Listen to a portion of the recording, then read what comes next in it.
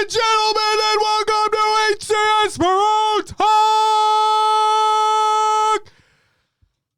your weekly Halo esports podcast. Holy shit, Will is next to me. I'm here. Oh my God. Ladies and gentlemen, that's going to do it for our episode of the show. We'll see. I'm just kidding. Josh just used all his energy for that intro. I can't believe it. Holy shit. It's been DMCA incoming. Well, how does the first line of that song go? 1 week since you looked at me. It's been 10 weeks since you've been in here. Yeah. Holy shit, dude. We're back. At least for now. Ladies and gentlemen, this is episode 165 for the week of February 7th, 2021. My name is Josh, aka JK Fire. This week I'm joined by the man, the myth, the legend, the producer / seducer in the flesh, Will, aka I, and Mr. Mayhem. Will, how the fuck are you doing? I'm fine. How are you, man? I'm great. It's good. I'm great now. You know? Now? You weren't before? The 5 minutes before the show started. For reference, we're talking about TikTok, and Will had sent me this one. You always send me wonderful TikToks. It's like Will finds the best that's available on the platform because I don't use the app. So Will finds the best in the platform that make me laugh every fucking time. He sends me one, and it's the intro to "You Make My Dreams Come True" by Hall & Oates, and something else happens in that video that I'm not going to say on the show. Yeah, and it gets me every fucking time. Will, we then get to you. What song did you download on Rock Band? With Arms Wide Open by Creed. Okay, yeah. And we were talking about his voice, like the dude's voice, the lead vocalist in Creed, because everybody likes to shit on Creed. They have some good songs. It's like Nickelback. Everybody loves shit on Nickelback. They have some good songs. Yeah. And then we got to talk about Pearl Jam and the lead singer's voice in Pearl Jam and how they're just like these iconic voices for the wrong reasons. But yeah, so we're having fun. Yeah, we're having fun with the voices there. Will, big day today. For some, yeah. Well, it's so much a big day that we're here together. That's true. We debated this for a while. But we're fucking... Okay, you know what? Before I even say anything else, so Dave said the swords of San Helios have arrived, and then Josh says, "I'll kick your ass." I thought he said, "I'll lick your ass." I'm not kidding. When I first read that line, I swear to God, I thought it said, "I'll lick your ass." I don't know if Vicky's talking about... I think the guy from Creed is an actual, like... Asshole? Pretty big dick in real life, yeah. Oh. Well, hopefully he doesn't have a big dick. Hopefully it's like a micro penis, just to make him Maybe feel that's even why worse. he's got to be a big dick, because he doesn't have... Anyway. We're getting feisty right up here. Ladies and gentlemen, welcome to the live show. Hope you're all having a fantastic Saturday, now technically afternoon. Saturday? Sunday. I think you said Saturday. Did I? I don't know. Holy shit. My mind has gone through fucking... I don't even know what's going on anymore because you're sitting right across from me. Dave says HCS Pro Talks where we talk about dicks. Yeah. That's right. HCS Dicks Talk. No. Let's move past that now. Right. Man, I love Richards. You know? Who doesn't love a good Richard? Do we know, in all honesty, we'll get to the actual show in a second. We always do this at the beginning of the episodes. Do we know where Richards, like people with the name of Richard, where they got the nickname of Dick? No idea. I can look it up real quick. You should do that. You should do that. You look up where Dick came from, not physical dicks. You know, maybe this is something I shouldn't be Googling. Where did Dick come from? Well, you see, genetically. Oh, no. Here's what happens. Vicky said he really is. We saw him filming a music video in Florida, and he refused to acknowledge anyone. That guy sounds like a fucking asshole. You know who I bet wouldn't be like that? Fucking Chad Kroeger of Nickelback. I mean, he's Canadian, right? He's got to be nice. He's gotta. I mean, Justin Bieber went through his stint of being a dick, but hey, there's another dick reference. Josh says incognito mode engaged. Google ain't tracking my dick shit. Ladies and gentlemen, welcome to the live show. Hope you're having a great Sunday afternoon. Sunday. We got a show for you if you haven't already figured that out. So let's fucking get into it. Will, do you want to know what's coming up on this week's episode of the show while you look up where dick originated from? What do you got, man? Awesome. We have, holy shit, does it feel good to have consistent tournaments back in the fold, in terms of Halo 5, that is. We have tournament announcements and recaps, of course. We have the CDL 2021 season taking form. A couple more pieces of information in there.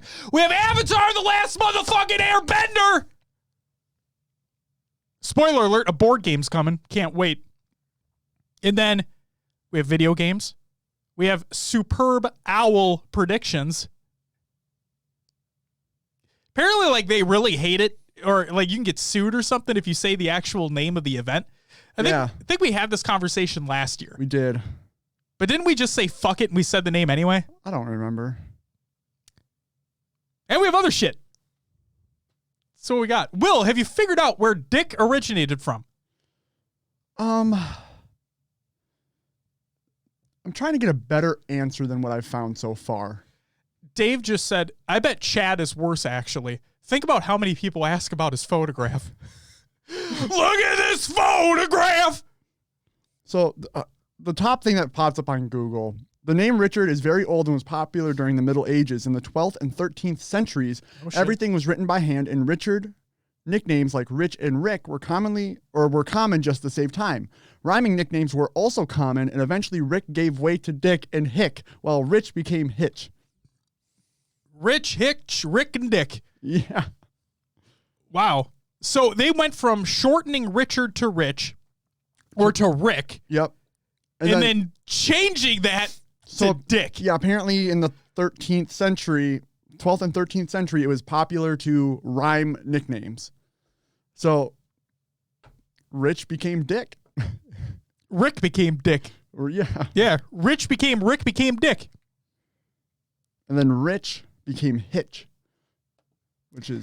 that is a decent Will Smith movie. It's been it's been a while. Since I've been Hey Will, not to take you off your dick game right now, but do I need to press some buttons? Are you ready? Oh Jesus! Are you ready? What are we doing today? All right. If you're listening to the audio version, you really need to go check out the live version of this one because it's been all over the place. It's been let's get into some competitive news. Mags Up, a Halo 5 2v2 series has been announced. Will is by Mags Up over on Twitter.com, and I quote, Mags Up 2v2 series, a 3 2v2 Discord matchmaking seasons, 3 finals tournaments. Season 1 starts February 12th. Matches are ran via Halo 5 on console, obviously. At the end of each season, the top 12 will be placed into tournament play and fight for money. I don't know how much money, but there's money involved. Players in the top 12 at the end of the season will be able to pick their partner for the finals tournament. Players will pick anyone outside of the top 12. There you go. Stay tuned for that. And then finally, the last piece of Halo news for competitive that we have is Halo 5 Pro Series Tournament Update. This is by Face It Halo.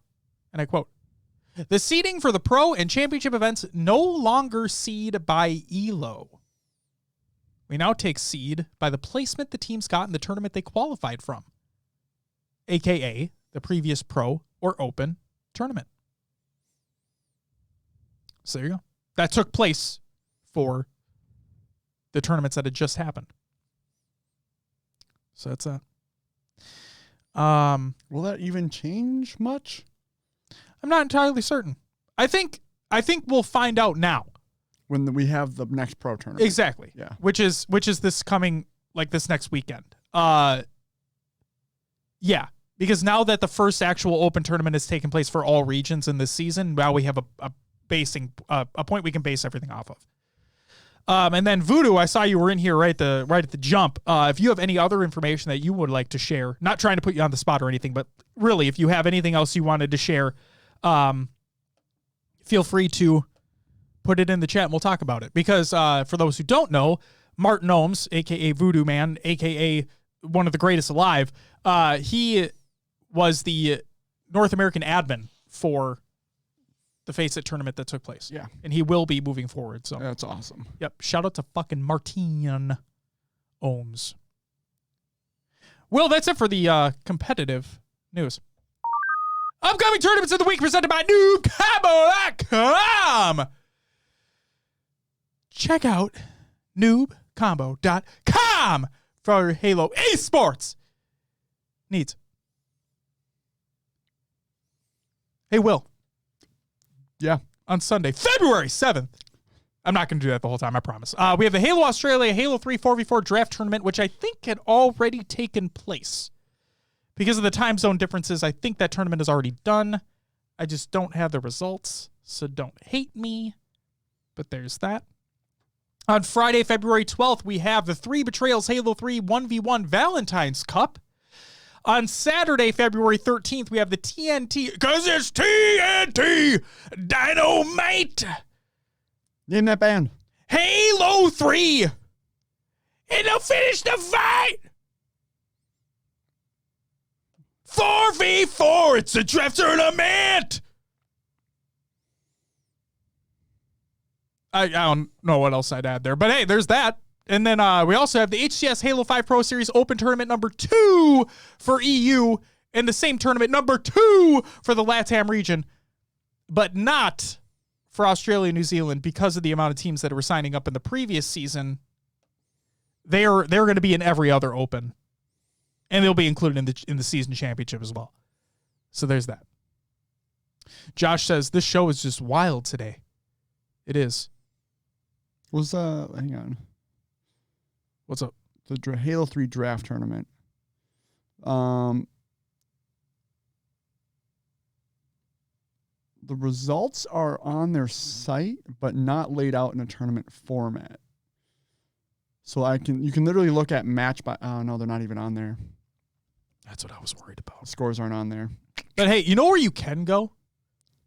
Where can you go? To eventually find out the results of that, if we don't have them right now, you can go to noobcombo.com.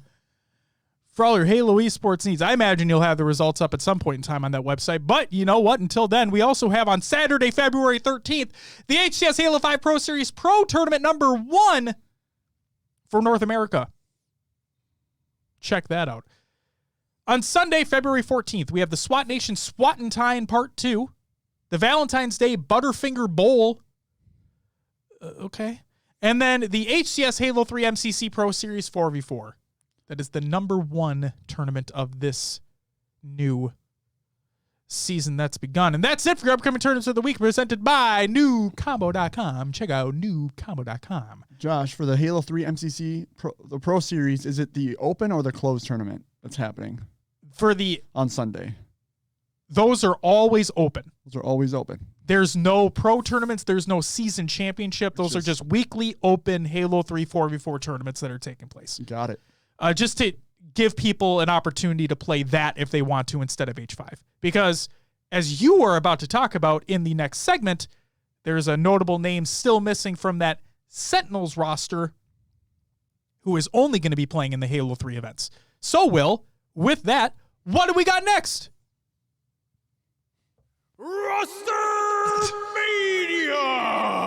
That feeling when Will hasn't pressed buttons in so long that you forgot where Roster Mania was. I almost hit the news again, by the way. It's okay. It's news regardless if you think about it. There you go. It works out. I like it. All right, Roster Mania, Sentinels. So we have the Halo 5 roster, and this is going to be Snakebite, Royal 2, Frosty, and Trippy. So Trippy will be stepping in while Lethal. Yeah, I was going through the names, I'm like, why am I spacing on the one name I need? It's funny. I was typing them out in the notes today, and I almost did the same thing. Yeah. And I'm like, wait, which one's missing? Uh-oh. My brain is just like froze. Yep. It's like we talk about them so much. How how's that not embedded? It's the same, isn't it? That same kind of. I don't know what the term you call this is, but like when you say a word so many times in a row that you start to either mess up or forget how it's spelled. So like if you say cat over and over and over again, like you're like, oh shit, how do you spell cat? Or like, what am I saying anymore? It's that mental thing. I don't know. I think we used to always say Snakebite Royal True. No. Like Trippy just sounds like normal now that he's been in there for so long. True. Maybe that's it. True. Either way, missing Lethal on the H5 side. Yes, but he will, like I said, he's going to be competing in the weekly Halo 3 MCC tournaments. He just he's not a fan of console H5, so that is that. He is still on that Sentinels roster for when Infinite releases. That is that team. The Snakebite Royal 2 Frosty and Lethal, but there you go. All right. And then we also have Team Bittersweet. So this is going to be Airborne, Vanessa, Dan Mitsu, Ernesto, and Underic, I'll go with. Works for me. And then Team Rebel, which is going to be Nugget, Laylox. I've never figured out how to say this name. I don't even know, man. Give it your best shot. Is it? I don't. Hit him with your best shot. The last player is Gambino, and it's I'm just gonna spell it out because I don't know how to say it. I've given up. It's HRYMGEL. Rimgel, Hrimgel, Hrimgel, Rimgol. I don't know. Rimgol. There's there you go. I think we found a name we're gonna add to the list in terms of worst gamer tags of the year, just based off of pronunciation. Oh yeah, you can't fuck it. Like, you know what? For especially this pains me because he shows up all the time, but who we call Eurasian or whatever, yeah. Same thing. How the fuck do you pronounce his name? I'm adding this to the list. I'm adding it right now. I'm not kidding. I'm adding it right fucking now. Jesus Christ. Like, how do you... oh, my God. All right. That does it for Roster Mania. On that note, we'll move into the Tournament League recaps. So here we go. Halo Project Brazil, Halo 5 FFA results. In third, it was... is it Zokagai? Zokagai? Second was AF Twisty, and first went to Profza. Sweet. There you go. The HCS Halo 5. Okay, so we got the Pro Series Open tournaments for Australia and New Zealand. In fourth place, we had Osprey, which was Pandorable, Bananasaurus, Enigma, and Wheezy. In third was Team OE, Ninjestics, Snaky, GLS is Hyper. This is another fun one. Yep. I was typing this out and I'm like, how the fuck do you say this? Bash Haralast? I don't know. What's that? BASHARALASAD. That one. Yep. Second went to On Top, Junior, Benno, Slays, and Berserk. And first went to Titans, Seduce, Pipperins, Madsy, and Alex. So, you know, whenever I see Wheezy pop up, yeah, you know what I think of right away, right? Wheezing. What? Oh, yeah. The Pokemon. Literally the first thing I think of anytime his name pops up. What's up, Jordan? Our second swan of Sanghelios is here. All right, moving on to the LATAM region. In fourth place, we had 2020 Fire. Great team name, I guess. This was another... Yeah, it's the Z Rorch? in there is fucking everything up. I'm just going to go with Rorch. Perfect. Sir Hendwen, Scepters, and the Luffy.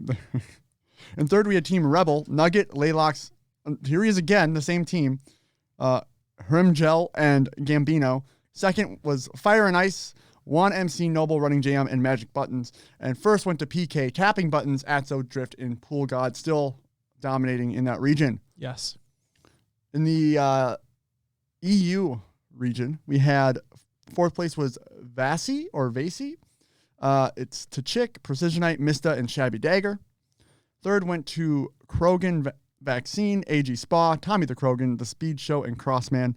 Second went to Team Rebirth, Mo's Random Man, SLG, and Kimbo. Do they need to pick up a random man for the tournament? First place went to Cartel, Jimbo, Sika, Legend, and Shady Zer. So that Rebirth team missing one normal member, and I can't remember who that is right now either. Right, and wasn't SLG on Cartel in replace of Jimbo? Sika, Legend, maybe. Because that was the French squad that consistently was at the top. And now they're still there, but like I thought SLG was on that roster. Who knows? Who knows? I don't remember. Don't even remember your French boys. It's fine. Yeah. We can go look at old notes, I guess. It doesn't matter right now. And then the NA region for the Pro Series Open tournaments. I was watching Ryan Noob's perspective for a while. So in fourth place, Magnanimous, King Nick, Rain, Ryan Noob, and Spartan. Ryan Noob made two really, really stupid plays, in my opinion. They were playing on the rig. It was a rig slayer. And they, like, it might have been during two different games, but I know for a fact the game was very back and forth. But, man, the other team was in bunker, right? Yeah. And Magnanimous was outside. Ryan Noob, I don't know where the fucking communication was, but it feels like it wasn't there. Because eventually, I see Ryan Noob go past Scatter. It goes under tower, right? Yep. And I see in the kill feed, all three of his teammates die twice.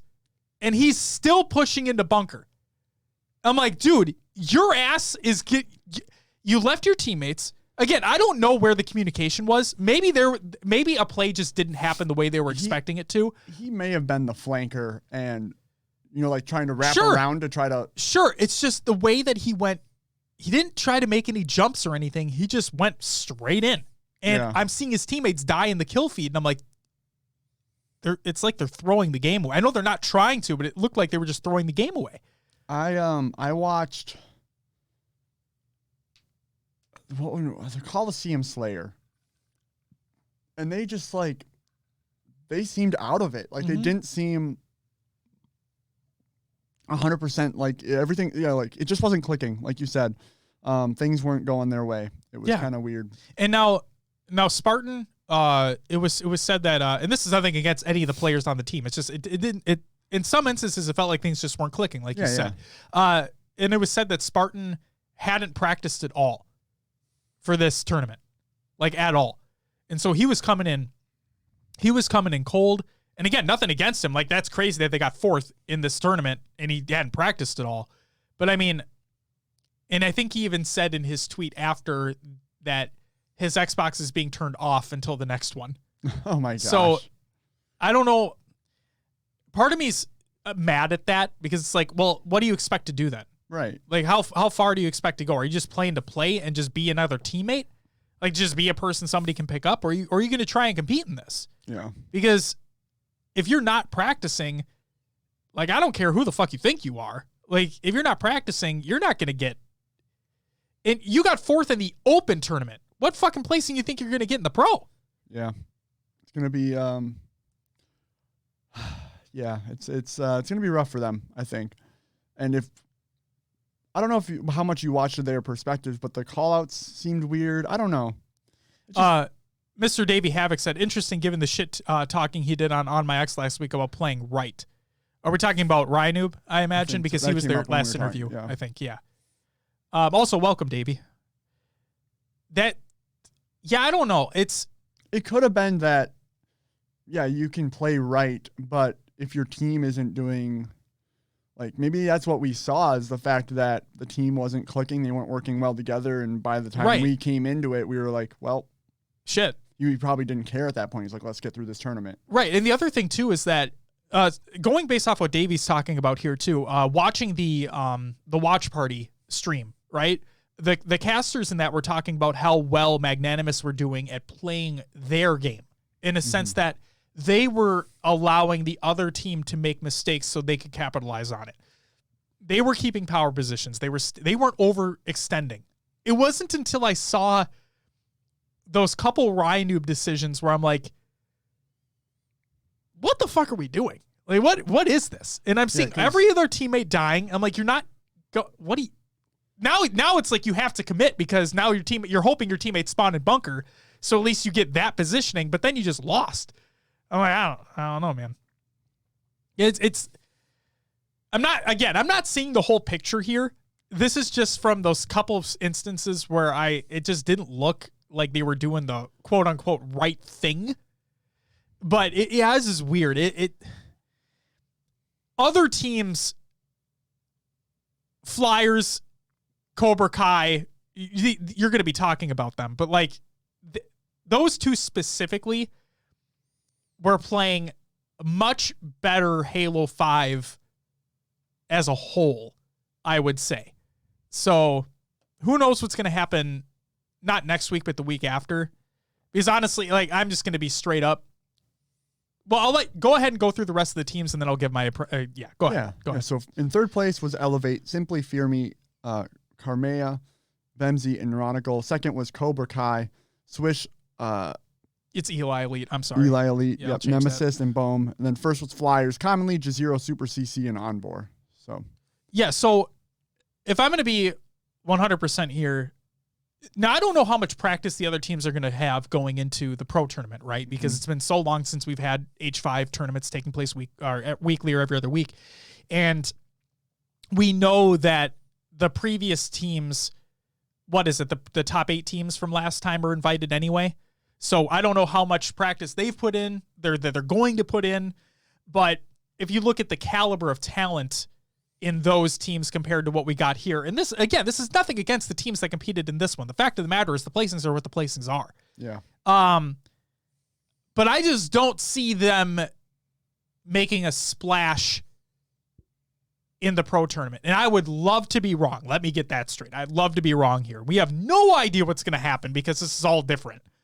But I don't know. I don't see a huge splash taking place. And especially if Spartan is not going to have, if he's not going to turn on his Xbox, he's not going to practice until next week. Yeah. I get really upset over that shit. And I know it's so small of a thing, and it's not like for millions of dollars or anything, but the fact of the matter is competitive integrity. We talk about it all the time. If you don't like console H5, but you say that you love competing, don't half-ass this shit. Just stop, because you're not helping your teammates at all. You're not helping yourself, and you're definitely not helping your teammates. And this doesn't just go for Spartan. Like, if any other player's doing the same thing, like, fuck you, you're not helping anybody. You're supposed to be a teammate for your team. Simple as that. You're supposed to be helping your team any way that you possibly can to win the game, to win the match, to win the tournament. And by you not playing for a week straight because you're like, fuck, this game sucks on console. Here's an idea. Don't fucking compete. Give somebody else that opportunity who does put that time in, who wants to put that time in, who wants to compete. I find that crazy. How far do you really expect to go? And let's say you don't even expect to go far. You're just wasting everybody's time. Because don't your teammates expect to go far? Don't your teammates want to win? And let's say they don't. Then what the fuck's why? Why are you even trying this? Why are you wasting your own time then? I'm dumbfounded. I'm dumbfounded. Don't expect to go far if you're not willing to put the work in. That's what I'm going to say. That's how I'm going to end that. All right. Anything you want to add, Will? Now let's move on to the regular news. Ooh. Will, lead me in there. I like that. Thank you, sir. MCC development of flighting updates is by Postums. Challenging challenges. Last month, Season 5 rolled out, and with a whole slew of new seasonal challenges. one has been causing quite a bit of grief, unfortunately. After taking some time to investigate it, we have found a bug. However, we've also found a workaround with some community help that helped us identify where the bug lives. If you've been having issues achieving the Mr. Chief helmet for Halo Reach from doing the Because You Begged seasonal challenge, please head over to the Halo support site and check out the workaround steps for both Xbox and PC at the link they include in the article. Long story short, anyone who had attempted the old achievement from Halo Reach and successfully completed it, the logic for the achievement still lives in the game and was marked as completed and saved in your profile's data. Clearing that data through the workaround now makes it so when you complete it, the challenge can unlock appropriately. For some eager beavers, however, this workaround won't impact everyone's issue. There's another one scenario where the season was changing over. Roughly 300 players unlocked it prior to the game update on January 27th. For the select few who encountered this, we have completed a manual grant of the Mr. Chief helmet today, so you suit up your Spartan proudly with the Mr. Chief. So, for what it's worth, personally, and I know Josh did this too in the chat, we both got it that day. And now, Josh, I imagine you had the achievement already, although I'm not entirely certain, but I did. But I still got the challenge. It took me, I'd say a good 15 minutes of consistent checkpoint reloads. But I did it exactly where the normal achievement in Halo Reach would pop, and eventually I got it. So I did not have to use this workaround. That wasn't even established at that time. So, but there is a bug. It's being looked into, but if you want information on the workaround, you can go ahead and check that out. Next up, the Black History Month nameplate. When Season 5 rolled out, we talked about a new nameplate players can acquire in the month of February for Black History Month. The time is now, Spartans. Hop into game anytime this month and you will unlock the Black History nameplate. Quit ban PSA. If you've quit out on a game, either intentionally or unintentionally, you'll receive a quit ban if you are within the first 50% of players to quit from your team. Current ban ladder for MCC. Your first offense is a 1-minute ban. Second is a 3-minute ban. Third is a 5-minute ban. Fourth is a 10-minute ban. And additional offenses are 10 minutes. The first 50% means that if you were in a 4v4, that the first 2 players to quit on your team will receive a quit ban. However, after at least 50% quit, you are free to quit without a ban. This is a caveat where if a player doesn't connect to the server and does not make it into the game, the automated quit ban service will not see them as ever being a part of the game. In that situation, the first 2 players to manually quit on that team will receive the ban. Moral of the story, don't quit. But if half of your team has, then you won't be punished for doing so.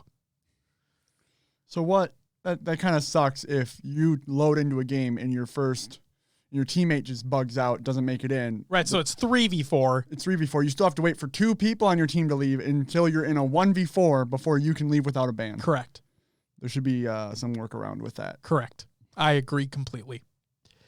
And finally, Flighting Future. Later this month, we are currently planning to kick off our next series of flights. We have quite a bit of new content we are looking to get into your hands, but we are deciding what the right amount is, and we're still waiting to see what the progress is made in the coming weeks.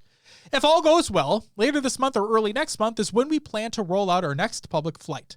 Some of the items we are hoping, things can change, to have make it into this flight are as follows. FOV slider support for all Xbox One consoles. FOV slider will no longer be locked when Xbox Series X or S or X devices are set to 120 hertz. That's something that I just find it hilarious that is even a thing. But I'm glad you can't change the FOV if you're playing with more than 60 hertz. Yes. Yeah.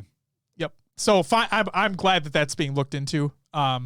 Additional ways to customize controls, additional key bindings, mouse and keyboard support for all consoles, view model adjustments, and maybe a new place and way to play.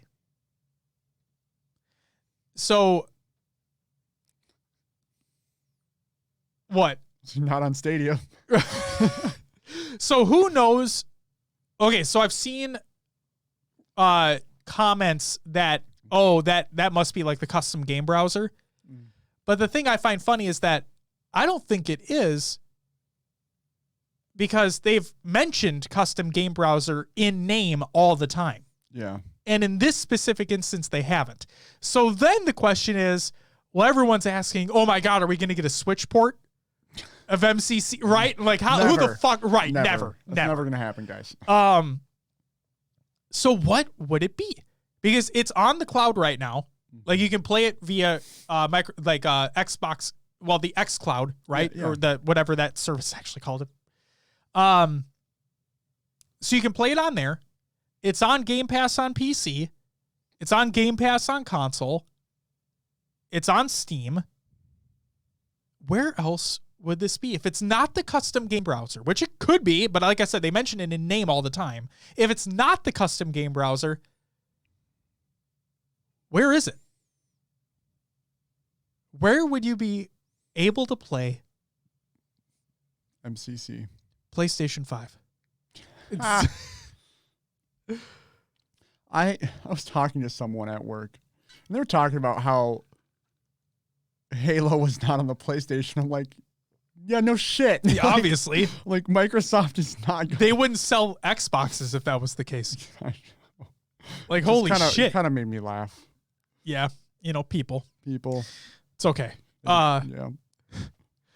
So as we get closer, we will start sharing more details of when and what players can expect for our next flight. For the time being, please make sure all your Halo Insider information is accurate and current. This includes if you have picked up an Xbox One Series S or X recently, or new parts for your PC. Verifying your email address and making sure it's up to date is the only way we can contact you when the time comes to send out flighting invites. And that's it for the regular news.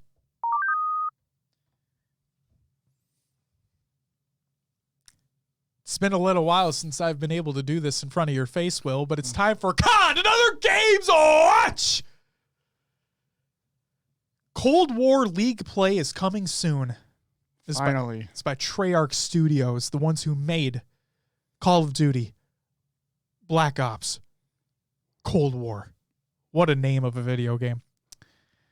League play is coming to Black Ops Cold War on Monday, February 8th. That's tomorrow. Stay tuned for more details. Get ready to kick off the CDL 2021 season next week with opening weekend on February 11th. Do you think Treyarch could just drop the Black Ops in the name? Because, like, that's what they make is Black Ops. So they could just be like Call of Duty Cold War. And we know that since it's Treyarch, it's Black Ops. It's game. Black Ops style of game. Because it's Treyarch. I'd be fine with that. Just like. But isn't this within the same timeline of Black Ops? Yeah, it is. That's why then. Black Ops 4, though, had no story. It was just multiplayer and freaking Battle Royale. True. It was still called a Black Ops game. It's true. Yeah, I don't know why. And that one was far from the other Black Ops games. Very true. Just what the fuck is going on, Treyarch? Yeah. Hey, Activision, get your shit right. Yeah, because Infinity Ward has all been the Modern Warfare, Advanced Warfare, Infinite Warfare. Yeah. Modern 1, 2, 3, 4, whatever. Is there a 4? I don't remember. Infinite, Advanced, Infinity. Call of Duty Warfare. Call of Duty, gun go burr. There you go. That's all it needs. And then the sequel, Call of Duty C4, go boom. Oh my God, I know what the next expansion for Warzone is going to be. Call of Duty Warzone cargo, beep, beep.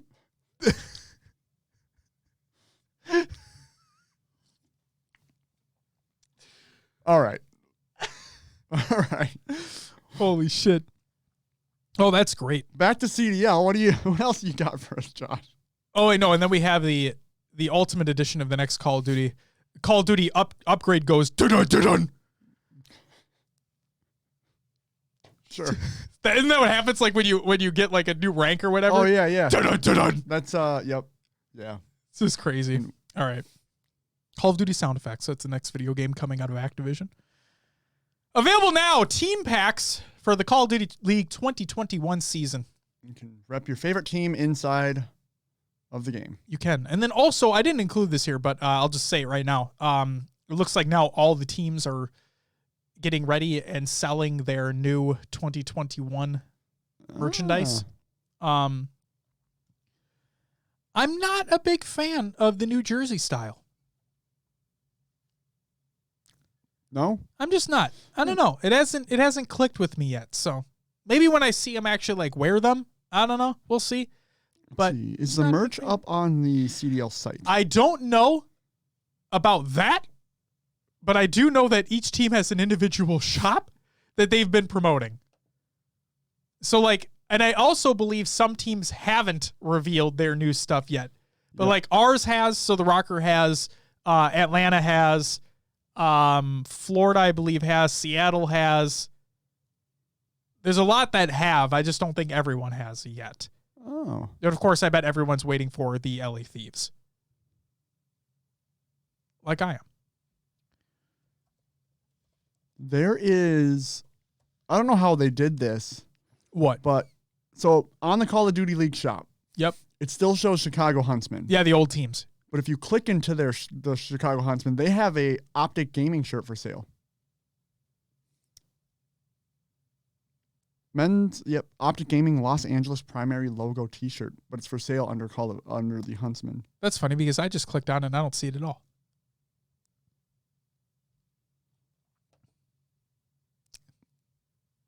Oh, I see. Oh, it must have pulled up multiple. Well, it's funny because if you go to the main store site and you scroll down, yeah, the Chicago Huntsman is right next to an Optic Gaming long sleeve. So I don't know. I don't know. Maybe it's not there now. Maybe the site just glitched for me or something. Who the fuck knows? Anyway, it's weird. They need to get the new stuff out so we can see it. Agreed. Because they need to do that. If the league is coming soon, people need to gear up. They do. Right? Gear the fuck up. Yeah. Are you going to buy any new shit? I don't know. I bought enough last year. Yeah, Rocker stuff didn't really change. But like I said, when you see the new stuff, if you haven't already, let me know what you think, because you can go to the Rocker website, the Rocker Twitter. I know it's there. But it's just, I don't know. It doesn't gel with me. Their other merch, I think, looks fine, but the new jerseys, I just don't like. But no, I'm excited for the LA Thieves stuff to come in because that's obviously... Pretty sure the LA Thieves have their own website, actually. Well, they all do, Josh. That's the thing. But they will all be sold under the shop, the Call of Duty League shop when that gets changed as well. But yeah, they all have their own... Jesus, my voice is cracked. I'm going through puberty again. They all have their own storefronts. So there is that. The final piece... just kidding. The second to final piece of the CDL information that we have in Con Other Games Watch is CDL 2021 talent has been announced. This is by Call of Duty League. So, guest hosts include Lottie and Nameless. They're back. Casters include Studdy, Lando, Chance, Miles, Maven, and Merc. And then we have the host of The Barracks, which is Teep, and Majors Insider and host of Contesting the Point, Jess is back as well. So congratulations to all involved. Excited to see the season begin next weekend. I am looking at the jerseys now. What do you think? I don't like the middle thing. No. That band? Well, if you think about it, the old jerseys had it. Yeah, but it was outlined better. Yeah. And it was there was that little piece and it just had the logo and Minnesota. It said, yeah. This looks... I just don't like it. I don't know. I just don't like it. But hey, what are you going to do? Yeah. The final piece of Call of Duty. Oh, this is hilarious. Shout out to Beth in the Discord for including this for us because Beth, you were phenomenal. This is incredible. I titled this Poor Aches. This is by CDL Intel over on Twitter, and I quote, Mo, Aches, Lacefield, and Llama also failed to qualify for Challengers Elite. That's unfortunate. In other words, fuck Aches.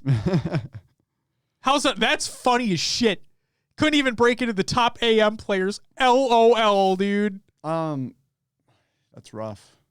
It's fucking rough. I wonder what, I'm excited to see the competition in that space, though, because if they didn't make it, who did? The crazy thing, I was looking, players like Wuskin, he was one of the best snipers, and he didn't get picked up by anybody. And he's not even on an AM team. He's just doing his thing. So it's unfortunate. Yeah, it's crazy how you could call the COD League in terms of player spots probably pretty volatile. It's up and down. You might look at God RX last year. He was the best on our team and he got benched because team composition and online he was shit. He didn't do as well online, but And maybe that's part of it. Part of it is these pro players are losing their spots to online kids. Like, because it could be. We're not having LANs. That's what, and I hate the term online kids, because if you're good and you know your strategy, you know exactly. Your shit. We've seen so many players come up from the Halo scene as well. Mm-hmm. So, and we're not going to talk about the drama in the show, but there's a lot of drama around Neptune and Crim. Oh yeah, you saw all that shit. HCS. Yeah, the auto toggle sprint. Yeah. Regardless, so everybody's saying, in Neptune and people in his corner are saying that no, he doesn't use it. And Crim, and basically only Crim, is saying that no, you do. Fuck you. And then people were coming back and were like, Crim, you used it in this circumstance too. And he's like, well, those didn't count. Why? Yeah. Like, who fucking cares? And B, he doesn't use it, so move on. What does auto tack sprint give you an advantage? It makes it so you just don't have to do an extra button press. That however many times. Okay. And maybe that is that very split second decision making that can change something. To me, who knows? So like if you're holding, because usually it's double like L3 or right or whatever. Or you're talking about like super fast sprint? Because like the tax. So in I haven't played Cold War much. I haven't either. But in Modern Warfare, you tap it once to sprint, and then you double tap to go woo. Yeah, and it's a very short time that you can do that. Yeah. So honestly, double tapping versus one tap really wasn't that much different for me. I'm sure at a pro level, it I don't know. And the way don't know. People play claw or however they grip their controller, that double press there isn't going to affect how they press their other buttons, at least in my mind. Right. Anyway. All I know is that I don't know how much you can prove these types of things, but I'm on the side of Neptune on this, not because like he came from Halo or anything, but based off what basically everybody else is saying, no, he doesn't. So Crim, shut up and move on. Yep. And they're not even in league play yet. Like, no, calm down. No, they're not even in league play yet. And if he is using it when he's not supposed to, based on rules, that's only going to hurt him in the future. Right. So, right. And apparently it's not even in the rules. It's just like it's a gentleman's agreement type thing. Yeah.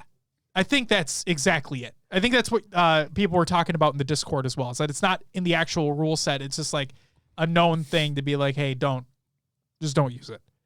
So who knows?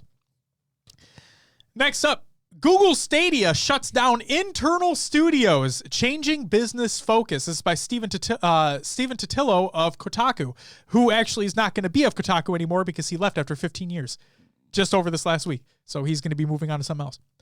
Don't know what yet, but maybe he's joining the Google Stadia team. So, Google Stadia, the late 2019 streaming platform that promised to revolutionize gaming by letting users stream games without needing to own a powerful PC or console, is altering course, getting out of the game-making business, and will now offer its platform directly to game publishers alongside offering Stadia Pro to the public. Google will close its 2 game studios located in Montreal and Los Angeles. Neither had released any games yet. That closure will impact around 150 developers, one source familiar with Stadia operations said. The company says it will try to find those developers new roles at Google. Jade Raymond, the veteran producer who helped build Assassin's Creed for Ubisoft and moved on to EA several years ago before leaving to run games creation at Stadia, is exiting the company, according to Google. There's more information in the article. You can check that out in the Google Doc, the show notes of the show. Exclamation point, show notes in chat. I feel bad for those developers. Same. And the lead there who went through those other studios to say, hey, I'm going to go make games at this new studio. Yep. We're going to brand something brand new. And then it just. And she's one of the best as well. So the fact that she is leaving too. The one line is they're going to try to find those developers positions at Google. But if you're not making games, then what's the point? And that's their specialty or what are they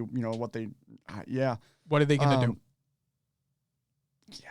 So it sucks. It sucks. Hopefully they find good spots, and agreed. That's the downside of the game industry when we see studios get bought or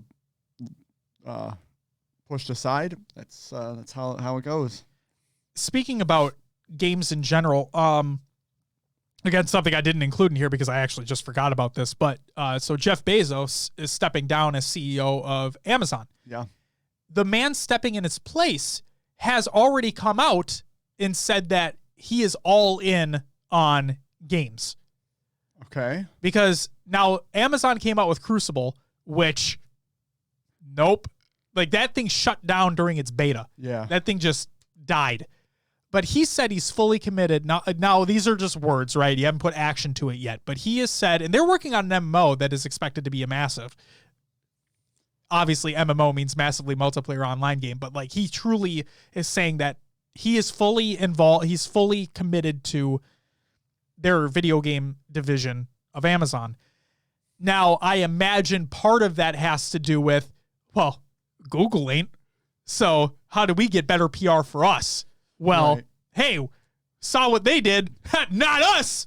And for me, in that sense, the action is going to speak louder because absolutely. As soon as he has to see how much money he has to dump into whatever he's doing with games, how much has already been dumped into it, yep. And not dump in a bad sense, but like just money poured into this thing. Yeah, I mean, as a CEO or anyone who's running a business, you have to look at cash flow, right? Absolutely. And if it's not yielding you results, things will change. Yep. What is up, Mr. Onions? Love that name, by the way. All right. Next up, NCAA football games are back with some bullshit. So this is by EA. They put out a they put out a massive statement here. Through the CLC partnership, this is just a little blurb from it because this is the most important blurb, basically. Through the CLC partnership, the franchise will include the rights to more than 100 institutions featuring the logos, stadiums, uniforms, game day traditions, and more that fans have come to know and love. While this college game will not include student-athlete names, images, and likenesses, EA Sports is continuing to watch those developments closely. In other words, those kids ain't getting paid. Which is fucking bullshit again. Well, they're not using their names anymore or their likeness, as they said. So, and it was just made that NCAA players can now be paid for their likeness. Right. So when you're looking at a game like that, they're buying the rights to the school names and not the player names. Exactly. Because then they'd have to pay all the players. Yep. And so now they don't have to. Mm-hmm. And it's fucking sad. Still fucking sad because you have these kids becoming adults, these adults. So players in the NFL, right? Mm-hmm. They have the opportunity to make millions. Yeah. But they're not guaranteed a starting spot. They have to go through the things everybody else has to go through, regardless if you're a number one draft pick. It doesn't matter. Like, you have to go through the notions, prove yourself worthy of getting a starting position. These college players more than likely have to put their heart and soul into this game in order to get an opportunity to be drafted in the first place. Mm-hmm. What if they get injured? I mean, yeah. Their career could be over in an instant. And it can be over in an instant in the NFL as well. But if they're not even getting the opportunity to be... Now, I know you have TikTok, you have Twitch streams, you have multiple other ways that they can be paid. But I just find it funny that colleges make so much money. The merchandise that they make money from is insane. The ticket sales, everything. These colleges are making hand over fist the massive amounts of money. COVID outside of the scenario, right? Let's just take that away. Sure. These players haven't been paid forever.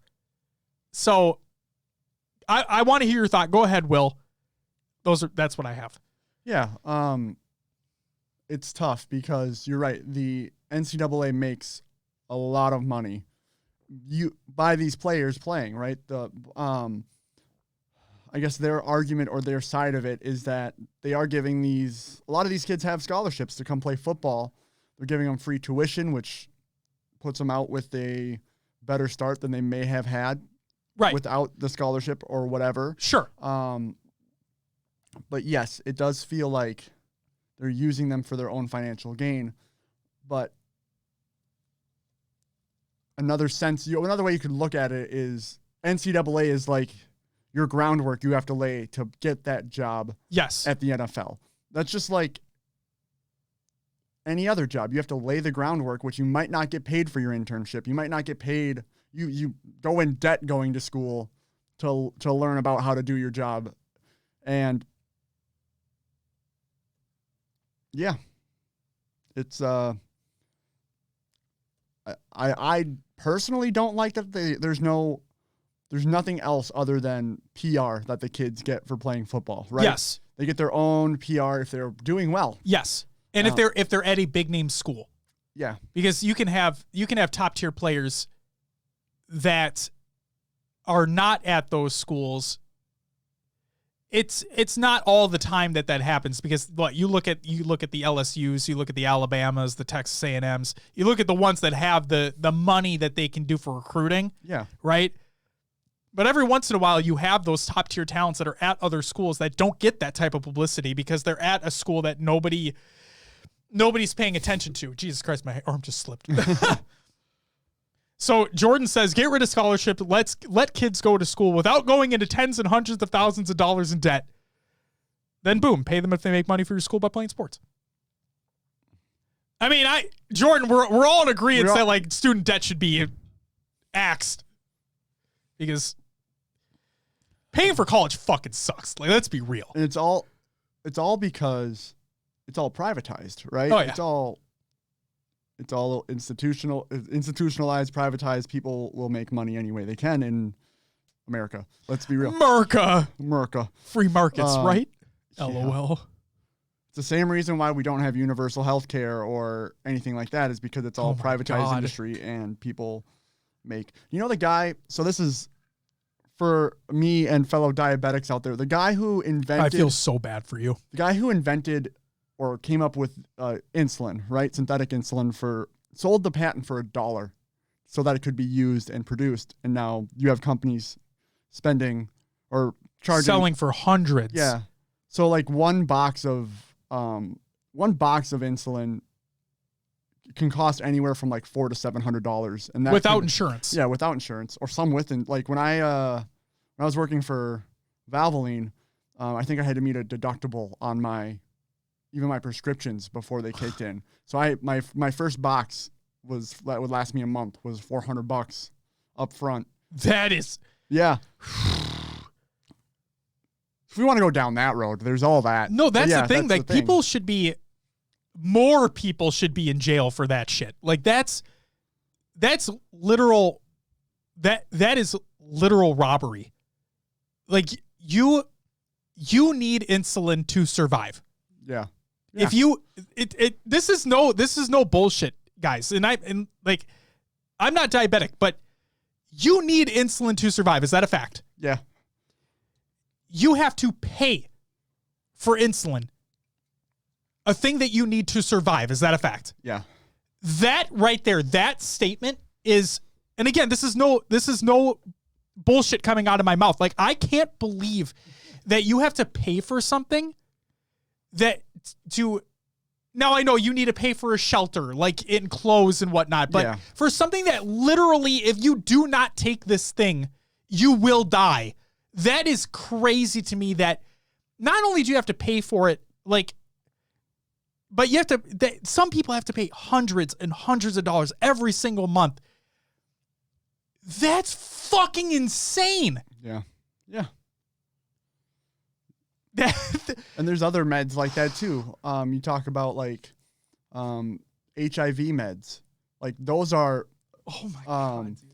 Like one pill, or not one pill, but like 1 month supply of some HIV meds are literally, with insurance, $5,000 with insurance. Oh my god. It's yeah.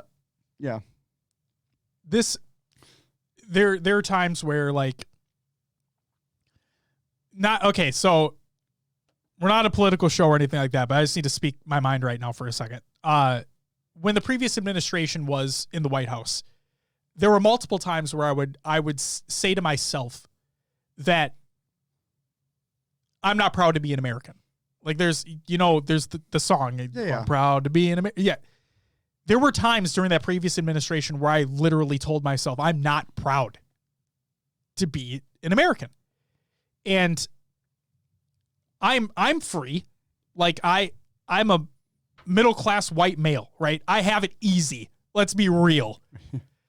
But the fact that there's so many things that are still institutionally wrong with this fucking country is just, and if you look at it, it's like this country, because I was thinking about it the other day and I was looking at past presidencies, right? Yeah. And I'm like, we're really not that old of a country. We're really not. Yeah. But you look at it, you go outside and you hear these things, you hear like just these terrible, terrible things that are happening in our country every day on the news and whatnot, and incredible, real things that are happening. And I just think to myself, I thought, man, I'm 29 years old, but I really thought we were fucking better than this. I really thought we were. Like, Yep. This is America, for fuck's sake. We're not. The fact that racism's still a thing blows my mind. So Jordan put in chat, we are the right on the average age of when an empire falls. And if you look at it, actually, there's a stat I read the other day where like the debt and the like the income inequality and all that, America right now is worse off than the French were when the French Revolution happened, when they went and toppled castles, when they stormed Bastille, all that stuff.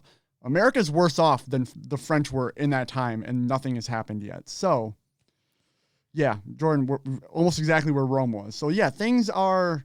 That's not a positive outlook on this country right now, No, if I'm to be straight up. No, there's not. The only thing I'll say is, and again, okay, political affiliation aside, I'm just going to say this.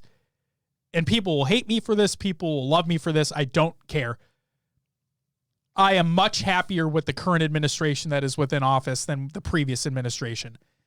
I am never going to say that things are going to change overnight because they're never going to. And that's sad. And that's terrifying that you have to go through so many hoops and there could be, and you have to try to work across party lines. And the fact that parties are a thing is fucking stupid.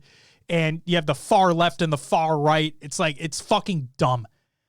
But like Jordan said, not great, but they are better. That's the thing. We are, I truly believe, political affiliation aside, that America is going, like America as a country, I guess you could say, is going to be in a better spot with the current administration than we were with the previous administration. Yeah. It's my opinion. A lot of people will disagree. People will agree. Doesn't matter. That's just my opinion on the matter.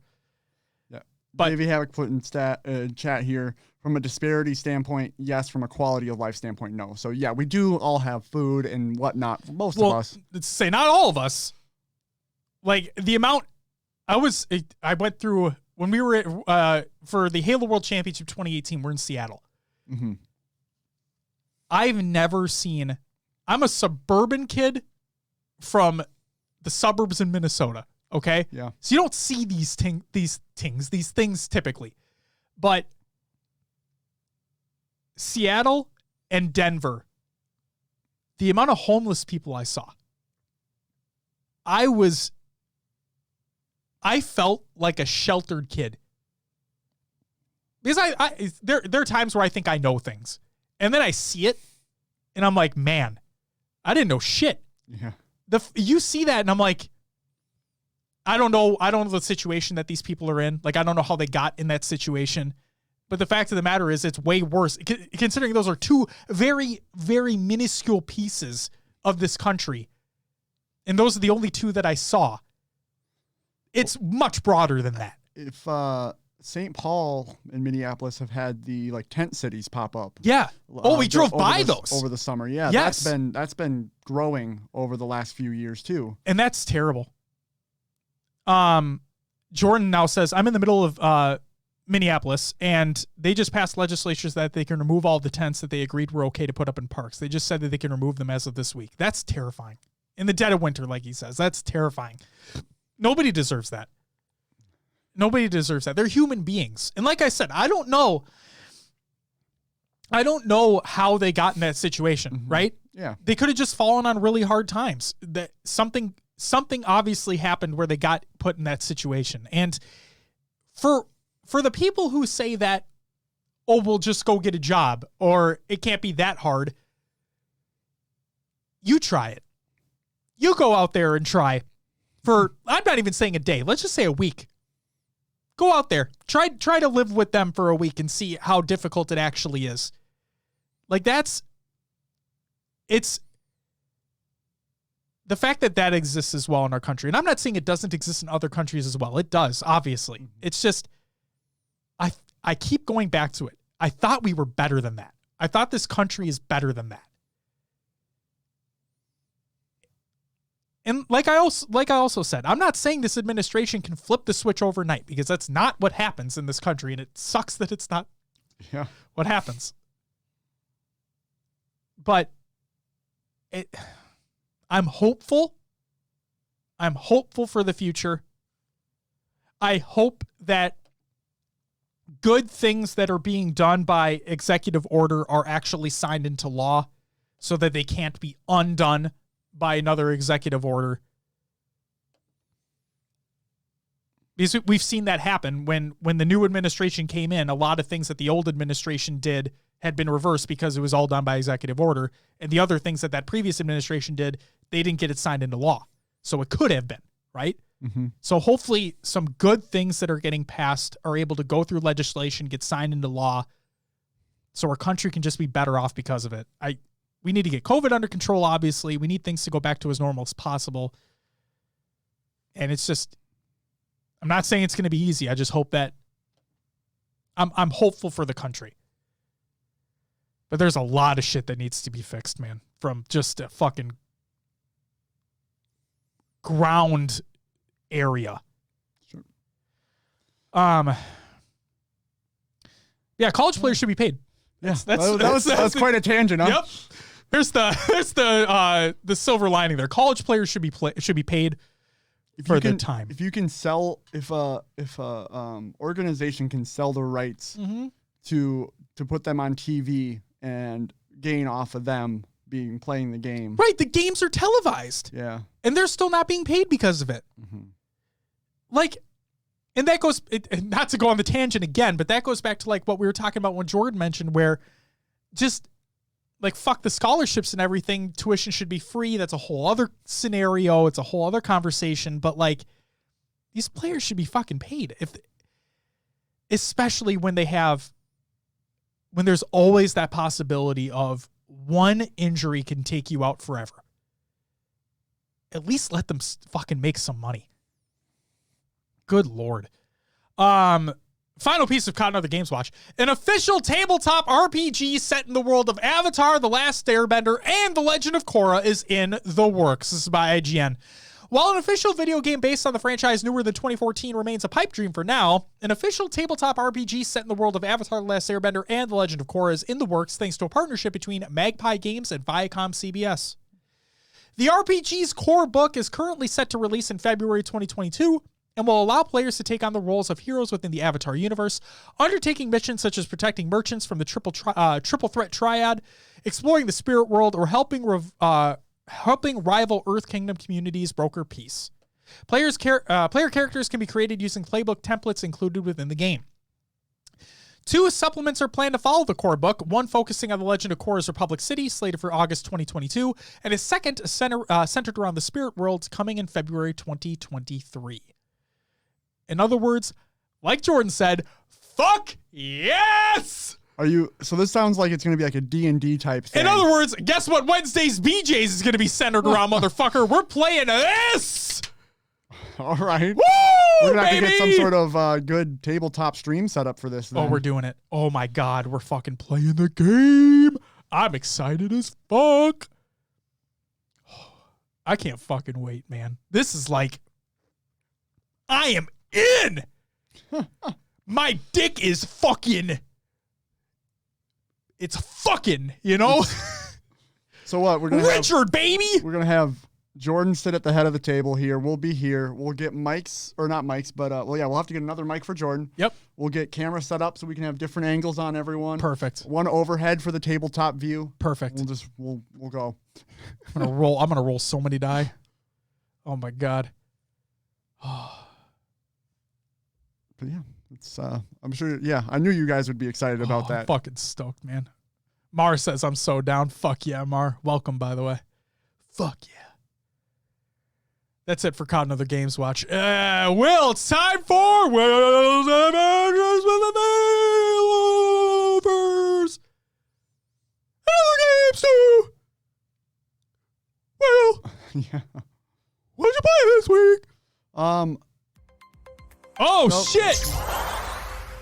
Zarters. You want to read the comment there? Zarters with a 3-month tier 1 sub. Thank you so much, Zarters. You get a woo! And he just said, not sure what I just walked into, but I guess Josh's dick is fucking, so that's something. I was trying to tie back to an original discussion we were having about where dick came from in terms of a nickname for Richard. We talked about it at the beginning of the show. Zarners, the man himself, streamer extraordinaire. If you guys haven't checked out his stream, please do so. He's been playing Fallout New Vegas. Check that out. I was told that's a pretty good game. It is a pretty good game, like you mentioned. Okay. It's got a great story, and yeah, Zarners. I will ask you because I forgot to ask you in your chat, but you have like a HUD mod on there, don't you? I'm pretty sure you have a HUD mod. You maybe have other mods too, but that HUD does not look like the original HUD in that game. I could be mistaken though. I might be an idiot in this. Will, what'd you fucking play? I'm sorry. I played Tarkov like usual. Yeah, it's going. It's Tarkov. It's brutal at times. It's fun at times, kinda. I had a conversation with Joey yesterday about how Tarkov can bring you the lows of lows, But the highest of highs. Yeah, like if you get a couple good kills, you feel good. But then it's like, what's the point of Tarkov? Like, if you die, if you win, you just load up and go back in anyway. What's the point of Minecraft? Yeah. If you're playing survival, what's the point? Yeah. You go in. If you die, you start over. Zarn, we should get in some Tarkov games if you're still going. That could be pretty fun, man. I'm excited about the next game that you have listed here that you've been playing, though, because I've been wondering if I should reinstall. Well, Joey and I got a little bored of Tarkov. Okay. So he's like, let's do something else. And he was like, I'm updating Valorant. I'm like, okay, let's fuck. And I've been enjoying it, because Okay. it's been all right. I'm not great. I go roughly even every match for Are KD. you guys playing ranked? Or are you playing? Oh, we can't play ranked. We haven't won enough in the season. You have to win games in unranked to then go into ranked. Jesus Christ. Yeah. Zarn says you and Jabante have been playing and bouncing around between a bunch of games. Okay. Yeah, Tarkov, 3-mans can get a little confusing too, like knowing where everyone is for positioning. 2-mans are pretty good. Just trying to make sure that you don't shoot a teammate. Oh yeah, which I did. Did you shoot Joey? Not Joey, Drew. Oh, because fuck you, Drew. So we were like on a staircase, stairwell, let's say, because it goes up multiple staircases. Yeah, so it goes up, over, up, like that. I remember when I had to clean one of those. Yeah, don't want to talk about that. So anyway, like we heard someone up on the top level. Yeah. And Drew goes up there past like the wall, so I can't see him anymore. And he goes, oh yeah, he's up here. I'm like, yeah, I knew that. And he goes, I'm dead. And then someone like ran past his body and down the stairs, and I blasted him. And Drew goes, that's me. I go, yeah. You said you were dead. He said, yeah. Well, Drew does this thing where like if he gets in danger and he thinks he's gonna die, he just goes, I'm dead. Like I'm in a bad situation. No. I'm dead. So I sprayed his ass down as he ran at me on the stairs. He goes, you just killed me. I go, yeah, because you said you're dead. Like. Right, like, can you use a different fucking word here? Right, yeah. I'm in trouble. I'm in danger. Right. I'm dying. Yep. I'm fucking dead. Yep. And then me. What are you doing? And then, and then we died that raid. But anyway, you do 3-man each Monday evening. Communication is so key. Yes, it is. I just couldn't, man. So yeah, I've I've slowed down on my Tarkov stuff just because it's been frustrating and it's God damn it. Were you about to say it again? No. But yeah, Valorant. They have a new map.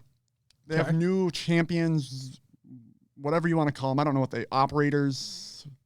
Do they call them? Aren't something? they champions? I don't know. Wait, what do they call the Valorant people? holy shit! What do they call them? Yeah, Heroes, champions, operators, agents. Yeah. Okay, thanks, Dave. So, I don't like the new people in there. The abilities are starting to take over the game, where it can not be about the gunplay. And I do believe that Sarner says dicks. Yeah, they are. They slowed down some of the like using abilities, which is great. Like, Sage used to be able to click the button and she's doing her hand, and you can like bring up a wall right away. That's Sage dick. Yes, the raised dick. Sure. Sometimes some of the abilities that you used to use, it takes longer to be able to use the abilities. Okay. If that makes sense. Okay. So they quote unquote nerfed them quote unquote a little bit by increasing it's the more time by it takes? like, yeah, you have to manage how you're using them better, right? Okay. Well, that's like good. you can't be out in the open and throw a slow orb from the Sure. the healer I get what girl. you're saying. Yeah. Yeah. That's good then. That's good, but like Killjoy has this thing where like I think her ultimate is the rocket launcher, isn't it? no, that's Ray's. Oh, it's Reese. Killjoy has this thing where like she puts down this like it's like AoE, but it's not. It doesn't do damage. If you're in it when the timer goes off, you can't use your gun. You're disoriented and you're frozen. You can't move. And it's just like You're fucked. you're fucked. Yeah. Which it's great. Like I get it. You can clear a site with it, but it's such a weird ability to me that I feel like. And then it feels like every other ability besides Ray's rocket launcher, but that's besides the point. Like it feels like all the other ones have been kind of like a give and take type of scenario where you had, because I thought their whole point was, Dave says everyone is mentioning that they promised it wouldn't happen in terms of abilities becoming the meta. Yeah, it was supposed to be about the gunplay. Right. So I thought that when this game was originally being announced and being shown off and all the streamers were showing it off and everything, I thought their whole point was that every agent had a counter agent, or every ability had a counter ability and stuff like that. So you could kind of like a League of Legends type scenario where you had your votes and bans for characters where, oh, I picked this character. Well, I know this character is a good counter against that, so I'm going to pick that, so on and so forth. But I guess that's not the case. Yep. Is what it seems like. And there's also an agent, her name's Reyna or Rena, however you want to say it. Okay. She throws like an orb into the area, and it's like a Sauron eye. It looks cool as hell. Oh yeah. But it steals your sight, and you can't see. You have to like try to shoot it. You have like this purple wall in front of you. So like if you're chilling, holding an angle, and that thing comes, shoot it as it's flying. Right. But one, it kind of dumb. sucks because you either have to be like behind cover, shoot it out, which then gives away your position, or Is that the same agent who can like throw the little ball down and you teleport to that ball or whatever? You seen that one? I don't know. Maybe. Forgetting what agent She kind that of goes is. invisible a little bit. Yeah. But yeah, I'm not.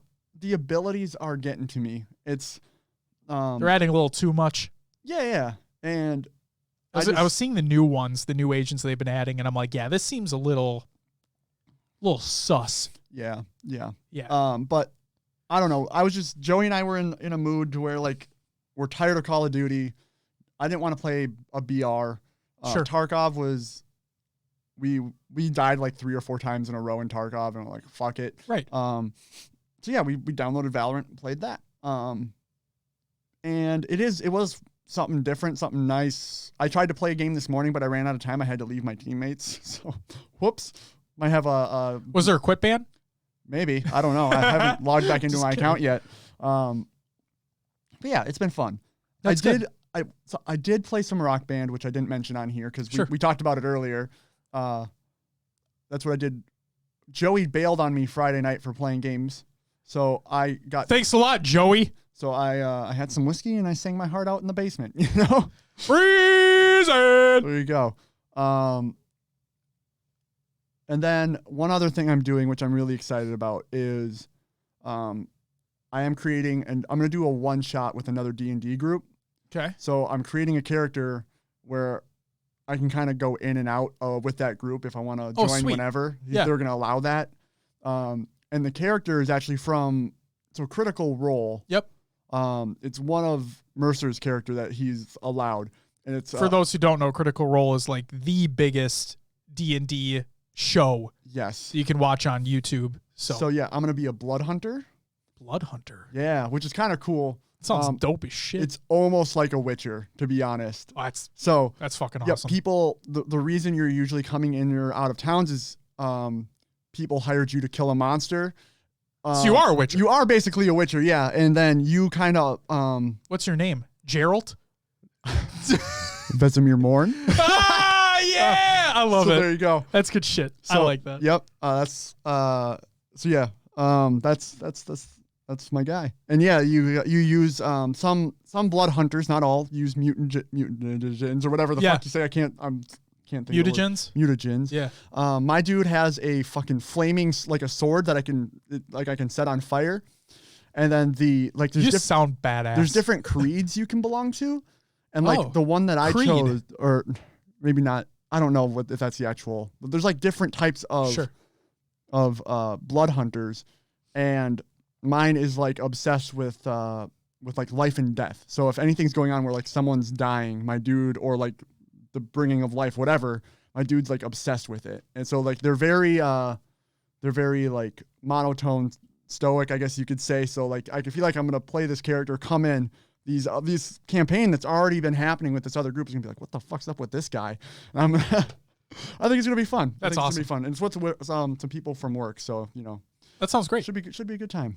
Fuck yeah. So yeah. So should I re-download Valorant? If you want to join me and Joey every once in a while, it's a nice change of pace from everything I've been doing. Okay. And kind of nice to do that every once in a while. I kind of wanted to get back into it. You still have the anti-cheat shit that gets in your computer and sees everything, but it is what it is. But it's Valorant, so Valorant, it's Riot Games. Right. Best developer. Just kidding. Cool. Dave, you'd be down to play some Valorant? Yeah. You got fucking squad. The biggest Jordan. Rogue Company? Season 1 just started. Oh, I don't know. Rogue Company hasn't been interesting me at all. It's lately. popping off, Will. Yeah. But the doc. Yeah, I did buy that doc skin. You did. I bought the 100 Thieves shit. So yeah, that looked really cool too. I do kind of want to play that game again though. And season 1 did just start. Is the arena still in the game? I wonder. I don't know. I mean, that was a pretty detailed map. I would be shocked if they got rid of it. That would be weird. I don't know. Rogue Company is what I feel Valorant was supposed to be. Yeah. I mean, but well, I do feel as though Rogue Company's abilities don't break the game really. Yeah. I mean, I don't know. Mara says, I need to get a good PC for Valorant. I mean, doesn't it play on anything, though? I thought that was their whole point, too, is that it could play on fucking a potato if it needed to. Oh, yeah. Like, I can push... So, I have a 1060 graphics card, which is not great. I can push 1440, 120 with Easy. that. Awesome. With that game. I'm on medium for most of my settings. It's not high, but that doesn't matter. The game has a simplistic art style to make it so you don't have to. Right. And then Mara says, Rogue Company is a lot of fun. Rogue Company is a lot of fun. Jordan did say he did not enjoy Valorant at all when he tried it. I can get really frustrated really easily with that game. Yeah. But my thing is, I think I need to go into it with the same mentality that I had when we all played Fortnite, which is I just don't give a shit and whatever happens, happens. Yeah. So that's one thing Joey and I have been missing is we haven't won a game. We played yesterday. We didn't win a single game. Sure. There's no communication with teammates. That's the worst part. Yeah. There's no like. You kind of need to go in with a full squad. Yep. To be able to communicate and win. Yes. And there's like me and Joey were talking in voice chat. Yeah. And there Nobody was else was. Not a lot of other people that we know that we're at the bottom of the bottom right now because like the people we're getting on our teams are like they don't know where they're going. You know what I mean? Right. It's hard. It's that one thing where when you're playing pubs, I don't know, do they have a everybody loves to hate it, but did they have like a skill-based matchmaking system behind the scenes? I'm pretty sure. Okay, because I would hope then that you're not getting matched up against people who literally like just know exactly where to go, where the peaks are and whatnot on maps. So I don't know. They did add, because those matches are so long, they added a surrender system too. So I think if 4 of your 5 teammates surrender, if it's just getting blown out. Yeah, because we had a couple of those where we were down, 11-1, and we're like, yeah, let's just. People are asking for that in Halo as well, like in MCC and 5 and whatnot. Is like if you're getting fucking blown out, then you should have the opportunity to be like, nah, fuck this, we're out. Yeah, that's weird in a like arena shooter like that, because like. Right. Never seen it in COD or anything. But if you're getting like, let's say you're just playing a BTB match and you're getting destroyed and it's to 100 kills and you're losing 80 to 25. We've been in that situation. That's what I'm saying. Like, you think you're going to win that game? Yeah. No. So at least give me the opportunity to leave. Mars says, "Oh, then I should be able to play then. Used to play Counter-Strike, so I might get into Valorant." You should give it a shot. Yeah. It is free to play. There is an anti-cheat in there that is... It's a bit intrusive on your computer. Very intrusive, but it's free. Give it a shot. If it plays well, cool. If it doesn't play well, at least you say you tried it. And there is... So to unlock the characters, you have to play a lot. Or spend real money. Or spend real money to buy them, which I don't like. Yep. And they came out with a new skin pack, weapon skin pack. And those things are damn expensive. And now I know it's a free-to-play game, right? You don't have to buy the cosmetics. But it's one of those things I was like, damn, those are cool. They do look really good. The glitch pop stuff that they came out with? The whole pack is almost $100 for those weapon skins. Yeah. Because you have to buy for each individual weapon, don't you? The packs, they only come out for certain weapons. So you can buy that weapon skin, but it only goes on, like the Vandal, the Phantom, the Bulldog, and something else. Like you get 4 or 5 weapon skins for almost $100. That's stupid as shit. Jordan says it's right. They have skill-based matchmaking for everything. I mean, and I like that. I think they should have something like that. Zarner says, I debated reinstalling Valorant before diving into Tarkov. Also looked into Rogue Company. Haven't tried it yet. Both are good. Both are good. In their separate ways. Both are good in their separate ways. Yeah. And yeah, Jordan, I'm not saying you thought it was a bad thing. It's just for the other people out there who hate skill-based matchmaking for whatever reason, it's like, no, it's not. It isn't bad. It's like, yeah. Mars says, or we can all play Yu-Gi-Oh! Duel Links together. All right. But yeah, Josh, it looks like you didn't have much on your list. If anything at all. So I put in here, did I even play anything of note? Because I didn't join in the playdate because I was exhausted because of Linnea the night before. We didn't do Wednesday's BJ's because we had a podcast call during that time. Yep. And throughout the rest of the week, I think I'll just say it because I'm not every day I do a workout in Ring Fit Adventure because it's an easy thing for me to get up and do. I get active for a little bit during the day. I don't include that because it's not that big of a deal. I played, honestly, in terms of just video games, like not Ring Fit, I probably played a total of like an hour over the entire week. Wow. So like I played a little bit of ESO, Elder Scrolls Online. I played one mission that took like 5 to 10 minutes in Marvel's Spider-Man. Like the first one, not Miles Morales. I still need a goddamn PS5. I can't find the damn things anywhere. Nobody can fucking find them.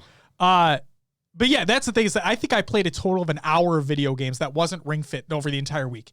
So I need to play some more shit, and we're gonna do. I'll have an announcement for the community playdates. Basically, like once we get to the ending of the show. So yeah, be right back. Sounds good, Will. Yeah, honestly, that's all I fucking basically played. Zarna says, sheesh, I just dove back into a little casual ESO. So here's and Jordan says, please finish Spider-Man. It's so good. I do need to finish Spider-Man. Zarners, let's talk about ESO for a second. So the Final Fantasy 14, ESO is Elder Scrolls Online for those who don't know, but the Final Fantasy 14 showcase stream was yesterday, and I am, that's like both ESO and FF14 are my casual MMOs that I just dive back into every now and again. The thing that I love about ESO, though, is that the thing that I love about ESO and hate about FF14 is that every line is voice acted in ESO. So you consistently have that story being fed to you in a way that's easier to understand. You don't have to fucking read everything. It's spoken to you. The voices are good. And I know people love to shit on the combat in ESO, but I don't know. I love how it's Skyrim-esque, where you can use any weapon that you want, any type of armor that you want. Yes, the class that you pick specializes in different things, but I love how ESO, you can use whatever you want, and the more you use that thing, the better you become with that thing, like the Skyrim approach. I really love that. And then with FF14, I hate how every line is not voice acted because it's fucking annoying. And I also don't like how slow the combat feels, but apparently that gets better, apparently. Jordan says, yeah, like how RuneScape always worked. See, and I played RuneScape way back. Like I'm talking about, I wasn't even a teenager, I don't think, and I played RuneScape. But I haven't played that game in fucking forever. Zarno says, ESO solo experience and story are real good for an MMO, in my opinion. Honestly, I enjoy the combat. It's different, has a lot of variety, and the weaving and animation canceling makes it fun. And ESO feels way less like a mandatory grind than other MMOs. Abso-fucking-lutely. Agreed. People really shit on ESO, and I don't... Leave the game alone, man. It's not bad. Yeah, that's really what I played. That's it. Will, it's time for some shout-outs. Shout out to everyone who joined in the community playdate that was held that we weren't there for. So I know Josh in the chat was setting up some customs in MCC. So for everybody that joined him, thank you guys very much. Thank you, Josh, for heading that up as well. Greatly appreciated. Speaking of community playdates, I'll include this right now. The plan is going to be, we are going to do an every other week approach to how community playdates will work.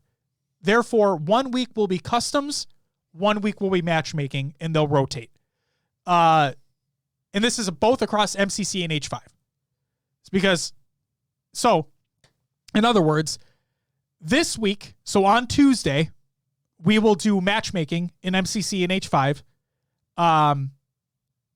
And then the week after, we'll do customs in MCC and H5. The week after that, matchmaking. The week after that, customs, so on and so forth. To give a little bit of variety, break up the monotony, and it should be a good time. Josh has a ton of MCC customs. I have a good amount of H5 customs. So I think it'll work out really well. We had a lot of fun that last time we played some MCC customs, so it'll just be fun. It'll be really fun.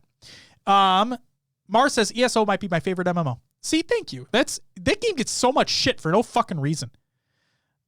Dave says less chaos, more law. There you go. He just likes toting his sword around. He does. He does love toting that sword. It's okay. We can always just take it away from him, and then he'll just be gone. I'm just kidding. We won't take it away yet. Dave. All right. Shout out to everyone who followed and subbed during the live show. Thank you so much, Zarners, for the 3-month resub. Greatly appreciated, my man. What a phenomenal human being. Said it was a SMT reference? Oh. SMT. I don't know. Suck my tit. All right. And then... What? All right, let's... So? That reminds me.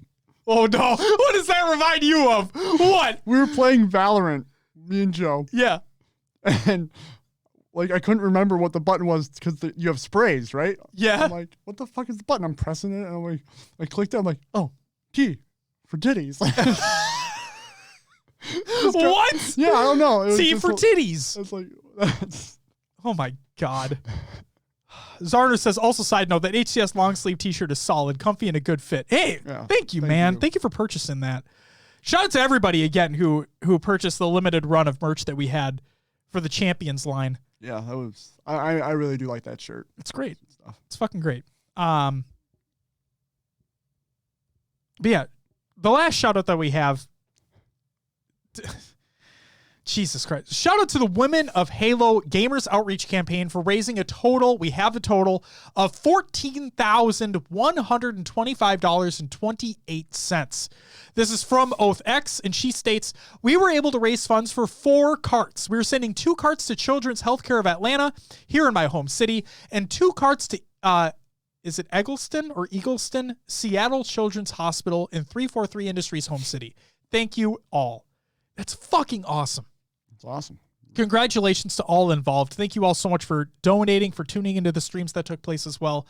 To all the streamers that contributed their time, thank you all. And man, over $14,000. It's fucking awesome.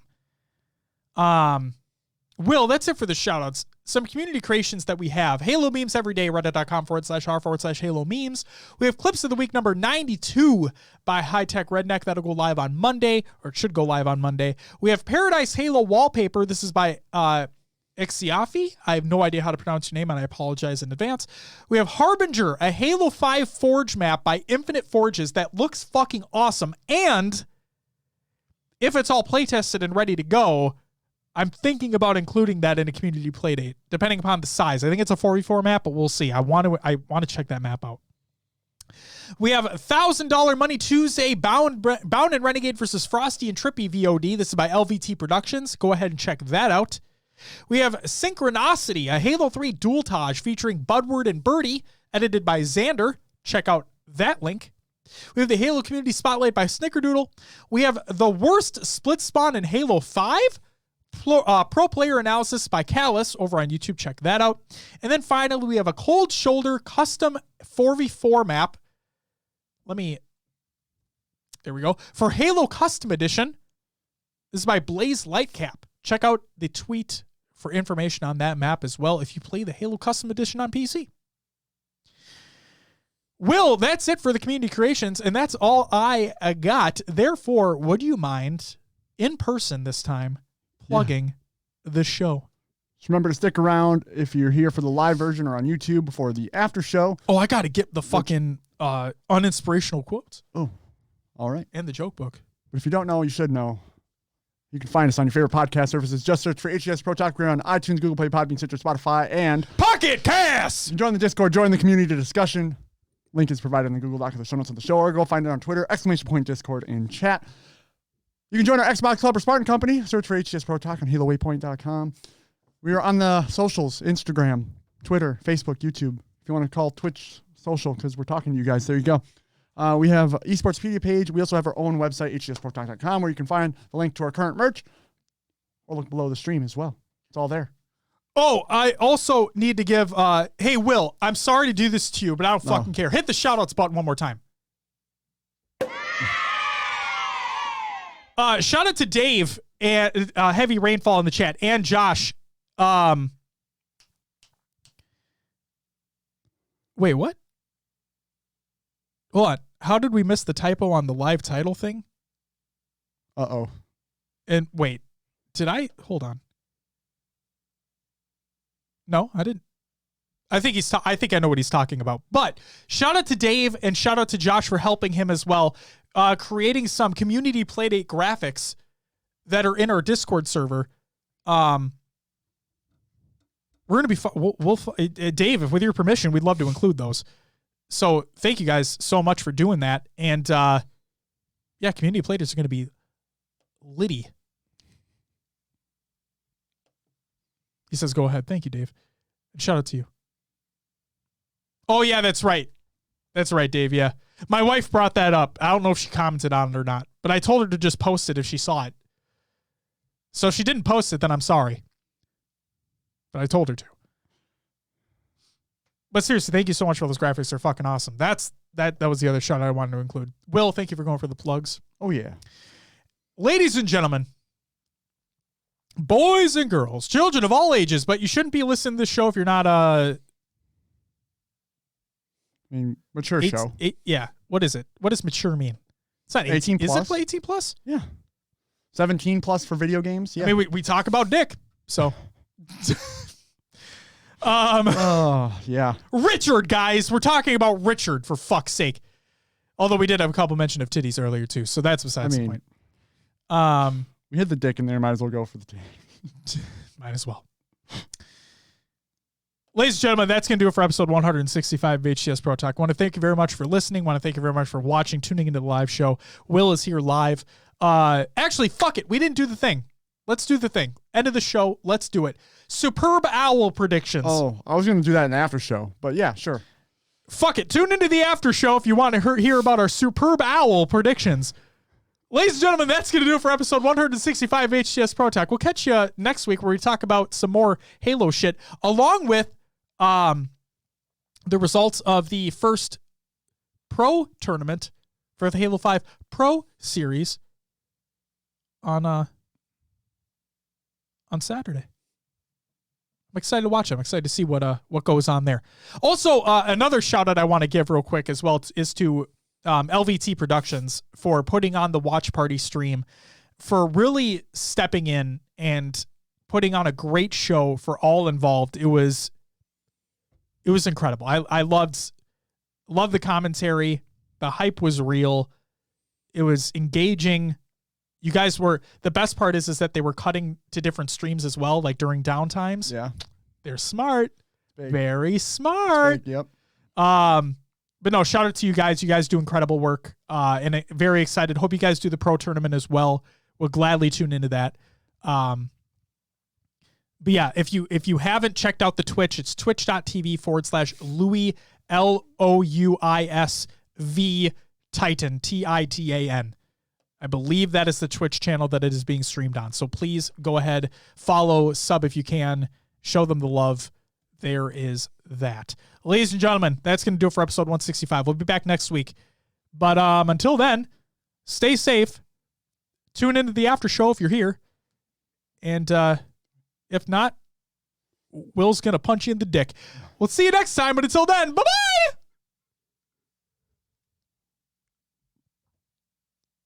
All right. I should have said in the Richard. Punch you in the Richard? Yeah, punch you in the Richard. That would have been good. Would have been good. But hey, it's okay. We're here now. After show! Uninspirational quotes, Will. See you. You fucking ready? Yeah. I also have, so I've been going on to, as much as I hate dad jokes, because I really don't like them, there's a subreddit called Uncle Jokes. Oh, no. Where they're the very dirty ones. I like those. Oh, God. They're good. Okay. So I may or may not include one or two here. So the uninspirational quote for Monday, February 2021, the 1st. February 1st, 2021 is, your dreams have already given up on you. Ouch. I get to look you in the eyes when I read these to you. Are you uninspired? No. Well, for Tuesday, nice people are boring. Damn it. It's unfortunate. For Wednesday, and this is so true, winter is bullshit. Yeah, yeah. Yep, winter's bullshit. For Thursday, you probably think it's taken for granted. Instead of taken for granted. Yeah. Like, what the fuck? You're basically calling someone stupid. You there. are. Oh, absolutely. For Friday, I'm sorry I didn't text you back. Would you like me to make up an excuse or just admit I don't like you very much? Yes. And then for the weekend, all the positive vibes in the world are meaningless if you don't get up off your ass. It's Wait, true. That feels like more like an Inspirational one, right? quote. It felt like a kick in the ass to be like, hey. Yeah. In the words of Korn, featuring Skrillex, shut the fuck up, get up. Okay. You like that reference out of anything I could have pulled from? Sure. I thought that was wonderful. I haven't fucking. What a dumb fucking song. Oh. Shit hits hard though. Tell you that much. All right, let's see what we got in the book of jokes here. Gonna pick a random page, or what are you doing? Yeah. Oh yeah. Oh yeah. Oh yeah. All right. Knock knock. Do I have to play along? Oh yeah, you absolutely have to play along. Shit. Knock. Hey, I mean, hey, we're in the shit. All right. Knock, knock. Who's there? Pearl Ease.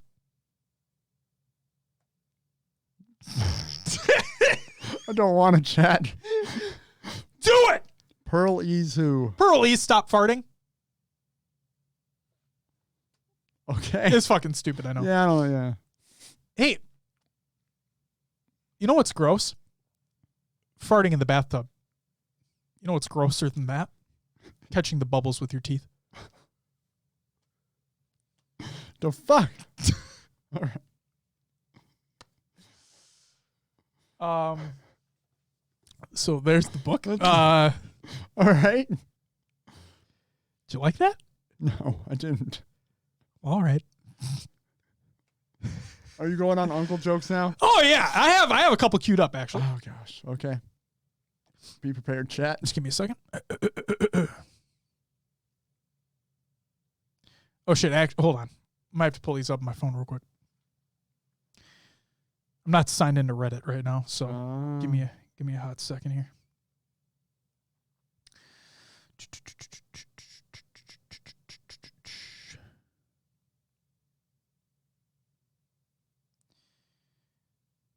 I want to know. Oh my god! Fuck it! We'll do it live.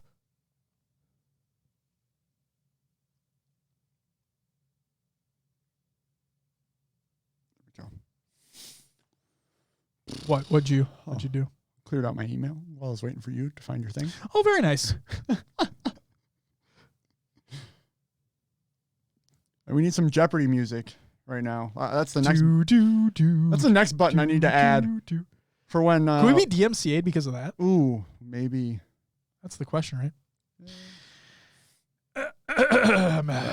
You got this? You ready? Well, I got this. Still waiting? Fuck you. I got this. You know, you made a big deal when you switched from iPhone to Android. And now I can't fucking I'm using a different Reddit app too, though. Okay. But now you're back on iPhone, right? Yeah. But I'm using a different Reddit app. Like not the normal Reddit app? Correct. Oh. I'm using Apollo. What's the difference? Just more features. Okay. And easier navigation and stuff like that. Sure. Yeah, that'd be nice. Yeah, so that's really why. But of course, easier navigation means I can't find what I fucking need to find anymore. Oh. No, I wasn't talking about just the Reddit app. I'm like, you're back on iPhone and you didn't say anything. I mean, you said it to us, but not a. Did I need to say it? I mean, you made a big deal on the podcast about switching, so I was kind of hoping. Yeah. The story behind why you flipped back to iPhone. So I was wrong, ladies and gentlemen. I was wrong, and I have now stated, and everybody can hold me to this. You, chat, Vicky, my wife, everybody can hold me to this. I will never, ever purchase a Samsung phone ever again. Okay. Fact.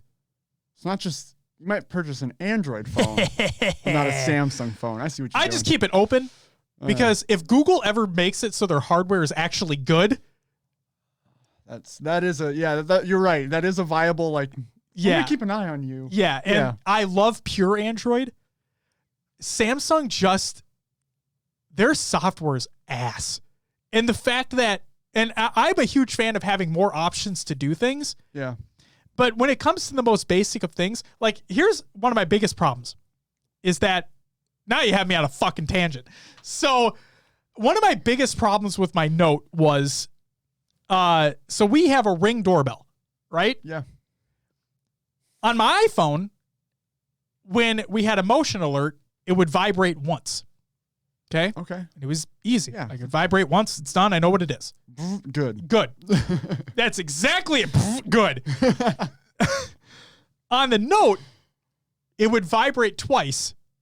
They'd be long vibrates, and then they would do it again.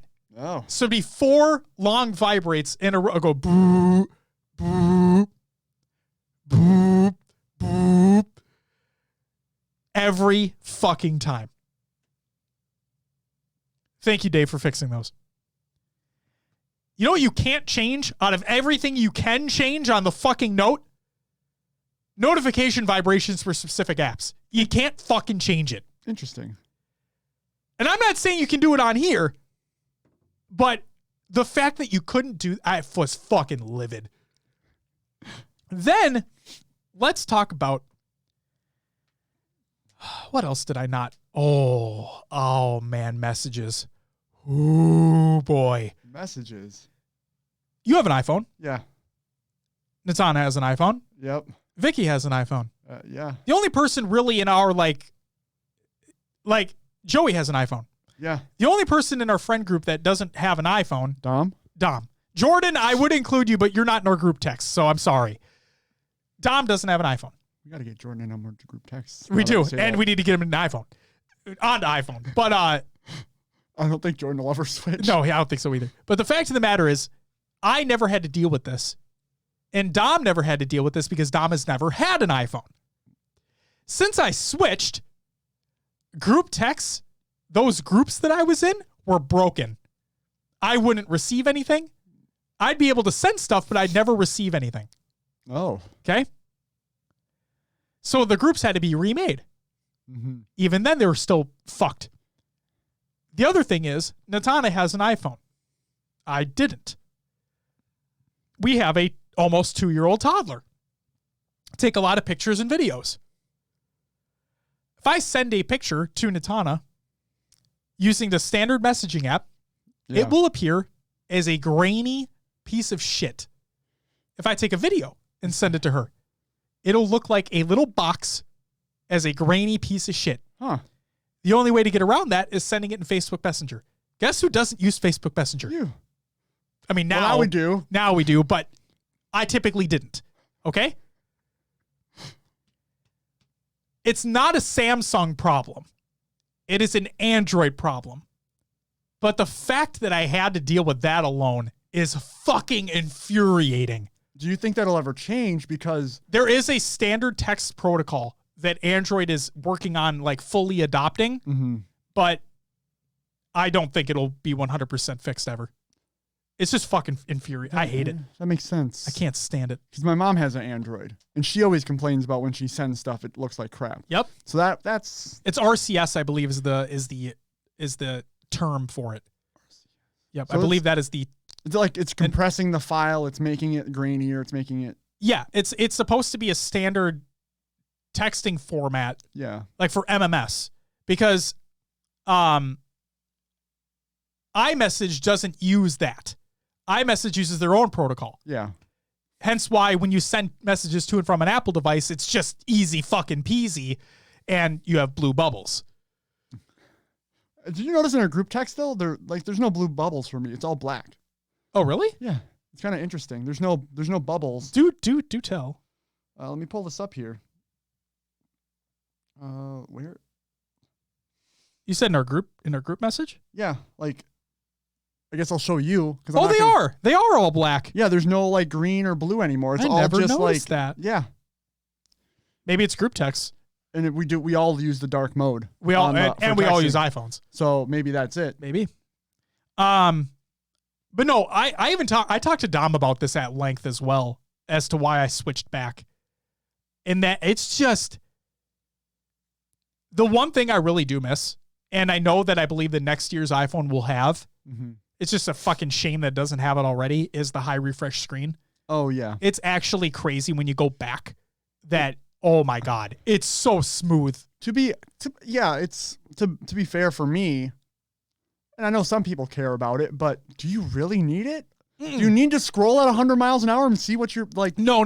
You absolutely do not. It's just, it makes the OS seem smoother as well. Yes. Very true. But iOS is already so smooth because it's optimized for their hardware. Jesus Christ, Dave. Dave says yes, he does. But no, seriously, like when I was scrolling through Twitter, when I was scrolling through Reddit, whatever it may be, it really just feels so much better on that phone than the iPhone. Yeah. And I'm not saying on the iPhone it's bad. It's not bad. It's just, you're just accustomed to this. Yeah. And when you switch to something like when you got your G-Sync monitor for the first time, you turn on G-Sync for the first time, it's like, how the fuck did I play without this? Yeah, now watching stuff or on my 1080p monitor or right. like it's hard, right? Sometimes a game accidentally boots up to the wrong.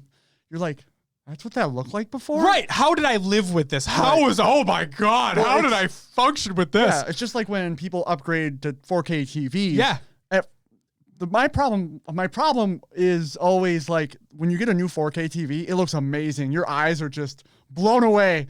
And then like a month down the line, you're like, I don't really see the difference between my you don't I'm going to say this though. Color pop anymore. I'm going to say this though, Will. If you ever make the jump to an OLED TV, yeah, let me tell you.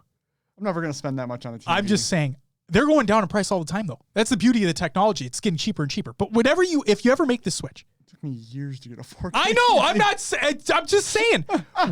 If you make that switch, there is honest to God nothing like it. We watched Soul. We watched Soul the other day. I'm not kidding when I say this. There are multiple times, and Natana can attest to this. There are multiple times where I stop and I look at her, and I'm like, this looks so fucking good. It still boggles my mind. When I played The Last of Us Part 2 on it, I'm not kidding. I was blown the fuck away. And this is not trying to flex. It's just the technology of OLED is just, you have it on your phones. What's the difference between OLED and QLED? Is it just someone else's brand of technology that's similar? It's QLED is still an LED lit technology, and it's trying to get closer and closer to OLED without being an OLED. I guess I knew OLED was top of the line. I just didn't know what that QLED stuff was. I've seen it. I'm not introducing more color, introducing more brightness. Sure. Just trying to make the picture as accurate as possible, as bright as possible. Yeah. And like as Dave says, OLED is organic. That's where the O comes in. But yeah, it's just unbelievable. It's just unbelievable. Phones.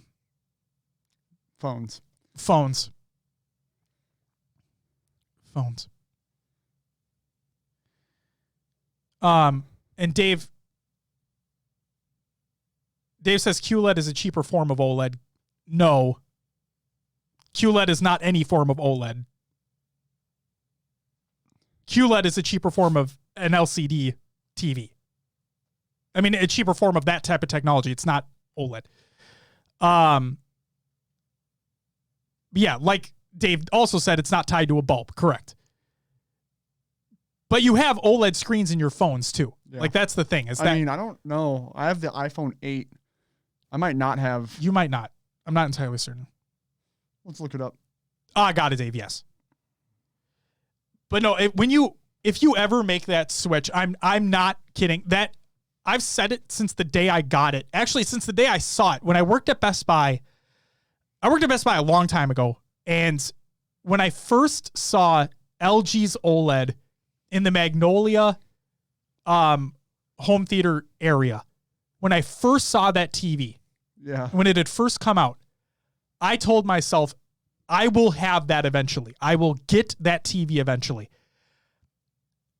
What was it, a couple years at this point or something like that? I got my C9 OLED that is in that living room where we're watching the game on today, by the way. Yeah. Have you noticed with the OLED,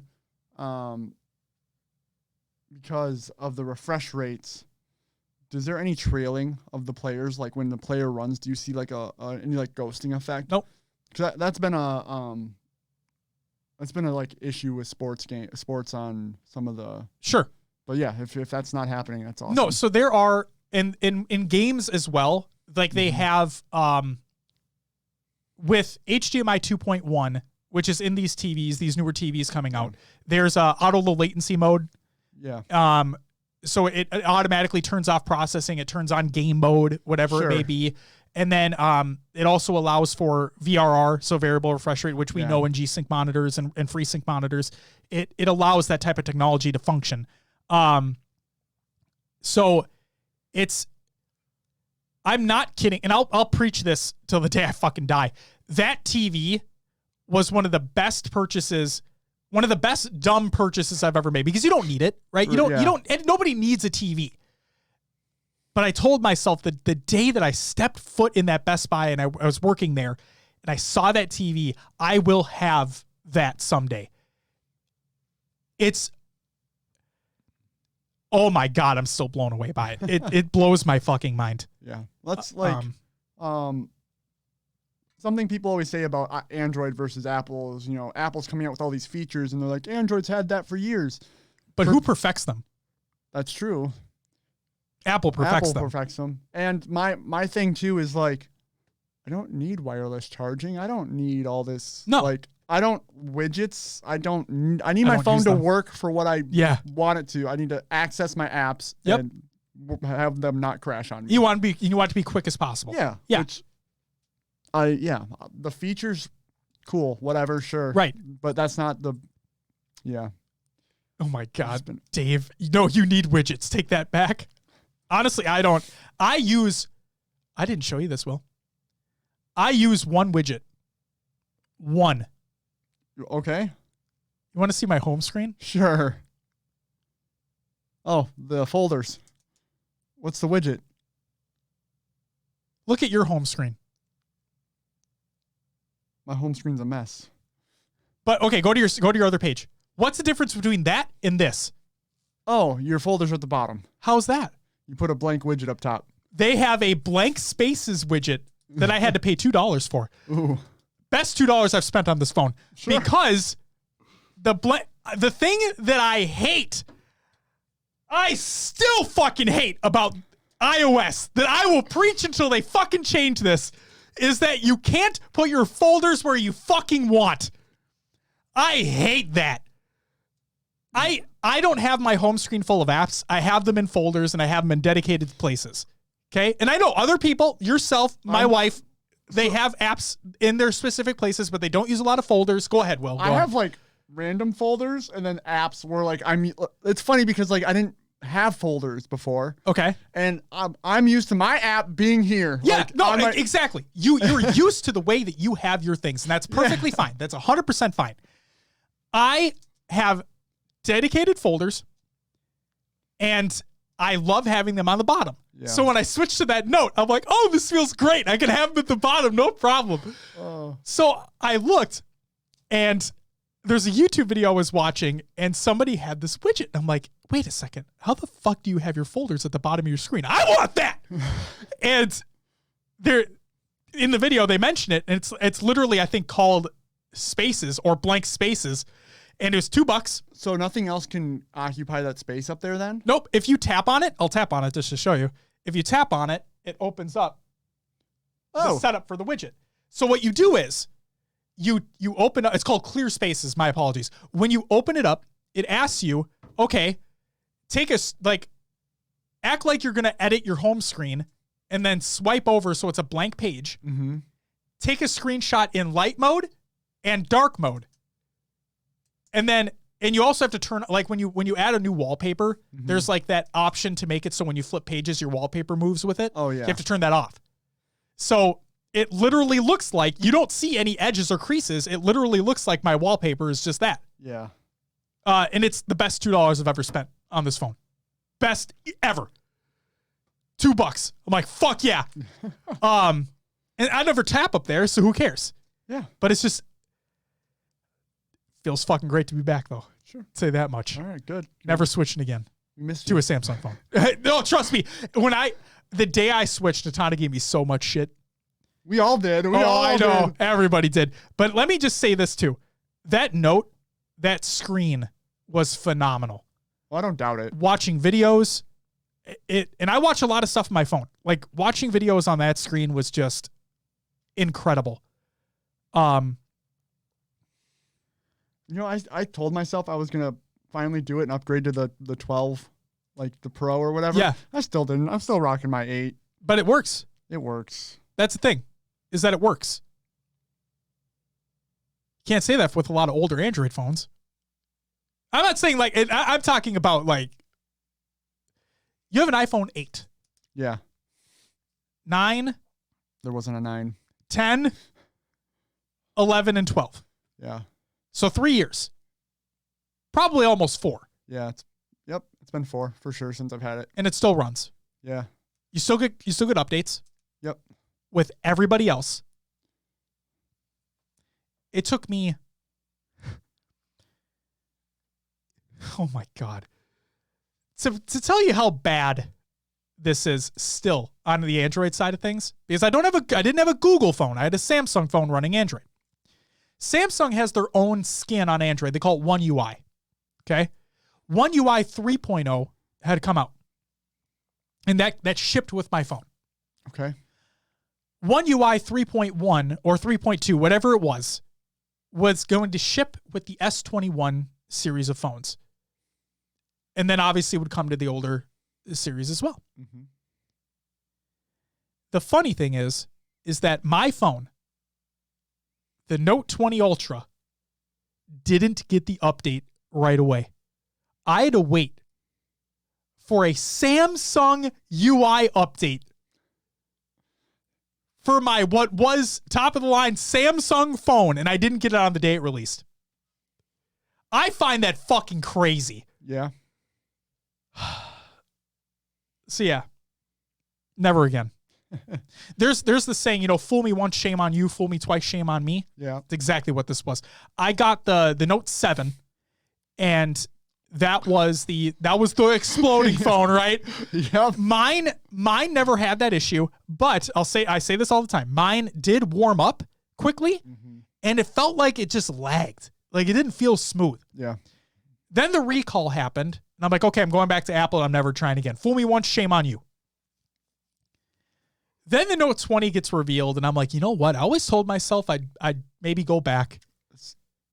Something that always piqued my interest too to maybe switch to Samsung. Yeah. Was just the fact that Casey Neistat ran a Samsung phone. Sure. And I was like, he would do the picture comparisons and talk about why. And they look great. Yeah. Right? Oh, talk about the camera. Well, yeah, all that stuff. No, it was shitty. On my 20? Oh, it was? Oh yeah, I hated it. It took forever. It's crazy. Like, it's not a bad camera in a sense that if you get a good shot, you get a good shot. But for how quickly pictures are taken on this versus that, night and day. Wow. And it's just crazy to me. But no. So I got the 20, the 20 Ultra, and there were quirks about it, but I liked it for the most part. But then it was a fool me twice, shame on me scenario where it's like, you have one, my wife has one, Vicky has one, and we talk all the time. Don and I want to send pictures and videos back and forth without using Facebook fucking Messenger. And the fact that, so we have Apple TVs in the house, right? Mm-hmm. The fact that I can swipe from the corner and I have an Apple TV remote. Oh yeah, right there. So nice. And there's not an app on the Google Play Store for that.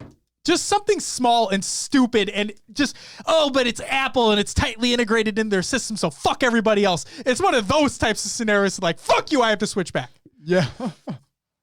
But it's funny because you use these things, like the fact that I now don't have to grab my remote, that I have it with me because I have my phone with me everywhere. It's something so small and stupid like that it's like, I gave so much shit to Apple back in the day. When I was running my Nexus devices, I hated Apple. I thought they were the worst. But then I'm like, you know what? Let me open my mind. My friends have them. Let's just see. And while I still hate that I can't put my folders at the bottom whenever I want without the use of this widget now, everything just works. They make their SoCs. They make the hardware. They make the systems. They make the software. Yeah. They make everything, right? The fact that everything is so tightly integrated and it just fucking works. And I will still always, you can hold me to this too, I will always have my gripes about these phones. Always. But it just works. I can't. So to bring it all back, everybody can hold me to it. I'll never switch to a Samsung phone again. Ever. Okay. Fool me once, shame on you. Fool me twice, shame on me. In terms of uncle jokes. Oh, yeah, that's what we were waiting on. Holy shit. That's where we were going. I told completely you. forgot. You put me on a fucking tangent. Yeah. We still got. Well. Oh, there goes my phone. Oh, the game. Yeah. While Josh is looking up Uncle Jokes chat, who do you think's going to take the big game today? The Superb Owl. Who wins the Superb Owl? Will, who do you got? Oh God, this is tough. So I looked up. This is really tough. One of the sites had the Chiefs by 3, which is yeah, not it's a lot. by a field goal. Yep, I think that's what the spread is right now. Damn. I think it was up by 3.5 at one point, maybe even 4 earlier in the week. But yeah, I think it's at 3 now. This is a tough Super Bowl. You have potentially going back to back the Kansas City Chiefs with Mahomes at the center. They are missing 2 tackles. They have, but who knows if Mahomes still thinks he's in whatever city that was where he got his concussion. And the other thing is, there was talked about during NFL Game Day morning this morning that apparently after the game today, he is immediately going to go see a specialist and potentially have surgery on his foot. So apparently that injury is a little bit worse than what was originally thought. Yeah. But God knows what a little shot can do to get you through a game. He's probably going to have cortisone coursing through his veins. Right. And we know that can definitely help out scenarios. But go ahead. Yes. Sorry. I was just saying, you have Mahomes at the center of it, but I honestly think the Bucs with Brady, and they've had a better defense through the playoffs, I think they're going to take it. I just have a feeling. I've got a feeling. So I even told Natana this yesterday that I feel like I have a little bit of a cop-out answer, but just bear with me. Okay. There's a team who I think will win, and there's a team who I want to win. Okay? Because every time I think about it, my gut is telling me that the Chiefs are going to win the Super Bowl. Okay. Every time I say what I'm about to say, my gut tells me, I get this weird feeling that the Chiefs are going to win. I want the Bucs to win. I want the Bucs to win because everybody loves to hate Tom Brady. Yeah. Everybody loves to hate the Patriots. They're not in this, obviously, but everybody just loved to hate that team and him and Belichick and everything that team stood for. Cheating notwithstanding. But if there's one thing, this isn't to quote Skip Bayless of all people, but if there's one thing that you just don't do in football is bet against Tom Brady. Yeah. Did you know, and I know you know this, but this is basically the chat, but did you know that in the 6 Super Bowls that Tom Brady won, they were all from fourth quarter last drives? All of them. So if there's one team, if there's one man who can do it again, it's him. But I'm not kidding when I say every time I say that I want the Bucs to win, my gut is telling me that the Chiefs are going to do it. And I have nothing against Mahomes and the Chiefs. I love Andy Reid. I think they have a great team. They really do. They have a phenomenal team. They have some of the best offensive players in the world. But man, I just can't vote against Tom Brady. I can't do it. Yeah. It'd be his 7th out of 10 wins. He's been there 10 fucking times. And he's won 6 out of them. Right. First year, new team, new system, age 43. Yep. No practice, no OTAs, no preseason games. His first year with a new fucking team, and they were the 5th seed. The Chiefs are in there. They're the 1st seed. They're the number 1 seed in their division. Yeah. But the Bucs, Tom Brady had to go on the road and beat Drew Brees and the Saints at their home. He had to go on the road and beat Aaron Rodgers and the Packers at their home. And now he gets rewarded with, now who knows what kind of advantage, if this even has an advantage, but he gets the first home team Super Bowl ever.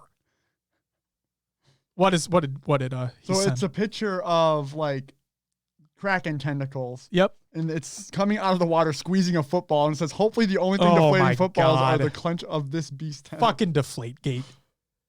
But no, seriously, and like The first comment, I read this as "this beast's testicles," and I'm sorry, but not really sorry. we're back to dick talk. I just can't. He went on the road and beat arguably one of the best teams ever in that Saints team, as much as I fucking hate Sean Payton. And then Aaron Rodgers, who won MVP this year of the regular season. Yes, he did. And really just fucking destroyed them. Apparently, people are speculating after his acceptance speech, he might be retiring. He also said apparently he got engaged. But the question is to who? Like, apparently in his acceptance speech, he said he's engaged to somebody. And he also shouted out a celebrity that people are like, what the fuck? What? So I haven't looked. I didn't look at his speech, but read into his speech. But that was that. Are you looking into it right now? He's currently dating. The last known person he was dating is Shailene Woodley. I don't know who that is. So he broke it off with the NASCAR racer, Danica Patrick. Yeah. What did he date her first and then Olivia Munn, or Olivia Munn first and then Danica Patrick? Munn was first. Okay, so I didn't know he broke it off with Danica. I had no idea. Granted, who fucking cares? It's not my life, but like I had no idea. But there's nothing confirmed. Everyone's like, "What the fuck?" Yeah, but he said in his confirmation speech in his speech that he was engaged. The fuck? Okay. Let's pull this up. Fucking Aaron Rodgers, man. But yeah, I'm going to say... This is E.T., so take it, entertainment, whatever. Entertainment Weekly? Not Entertainment Weekly, it was just E.T. Okay. The Phone Home? I know what you're talking about. E.T., so, yeah. Okay, yes. So here's their article. Yes. Where's the author? Antoinette Bueno. Surprise! Green Bay Packers quarterback Aaron Rodgers announced he's engaged while accepting the Most Valuable Player award during the NFL Honors broadcast on CBS. Yep, okay, so we said it. According to multiple reports, 37-year-old Rodgers is currently dating 29-year-old actress Shailene Woodley. She did like Divergent, I think. Oh, is she? Oh yeah, she was that fucking How to Be a Teenage Mom or whatever. Is that I don't know. That I TV didn't see show? that one. So yeah, in his quotes, "It's an honor to win this award for the third time," Rodgers said. "2020 was definitely a crazy year filled with lots of change and growth." What do you have there? You want to open it? It's not for her, it's for you, Dad. Okay. We're learning about Aaron Rodgers' potential fiance. He announced he was engaged, but Come over here. I don't want to. Sorry, I'm going through the camera. It's okay. Thanks, babe. Thank you. Am I opening this now? Yeah, Oh. Do we want to say anything else about Shailene Woodley? You know who that is. I do. Yeah. What show was she in? She's in a lot of things, but she was in Secret Life of American Teenager. Secret Life of the American Teenager. okay. That's it. And she was in one of the John Green movies that I watched. Like. Where Oh yeah, yeah. someone She was died. dying. Yeah. She, yeah. The Fault of Our Stars or whatever. Yeah. Is that what it was? I think so. Yeah. Good movie. What the fuck is this? Game On, gummy remote controller, a fucking blue raspberry. It's an early. I was gonna say this isn't my iFixit kit. No. It's an early present from Linnea. Oh, thanks, Linnea. I don't drink Red Bull, I know. but I appreciate it. Look at your smile. You're so cute. I love your smile. Do you want that? You cannot have that. You can have it. I don't want it.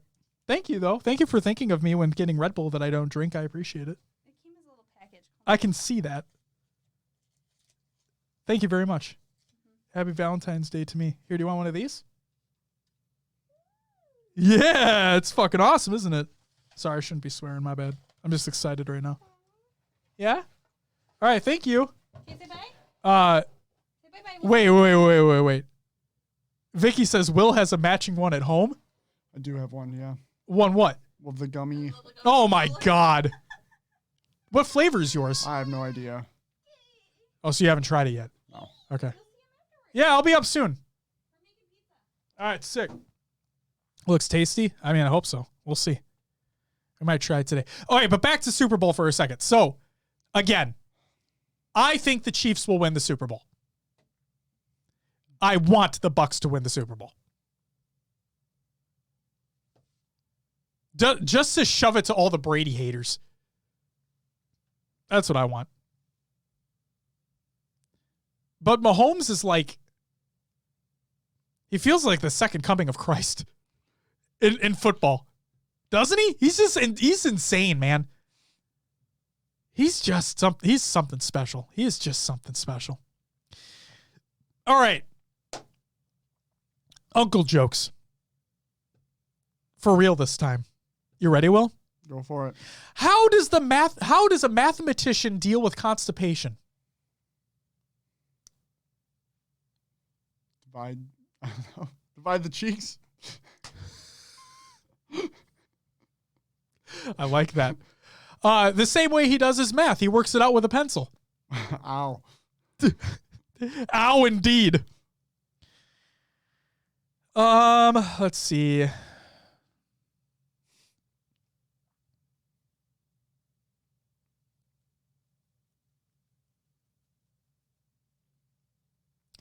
Trying to find another one here real quick, and then we can get out of here. Oh, my God. Oh, man. What do you call a cheap circumcision? I think I actually heard this, but I don't remember the joke or the punchline. A ripoff. Yeah. There you go.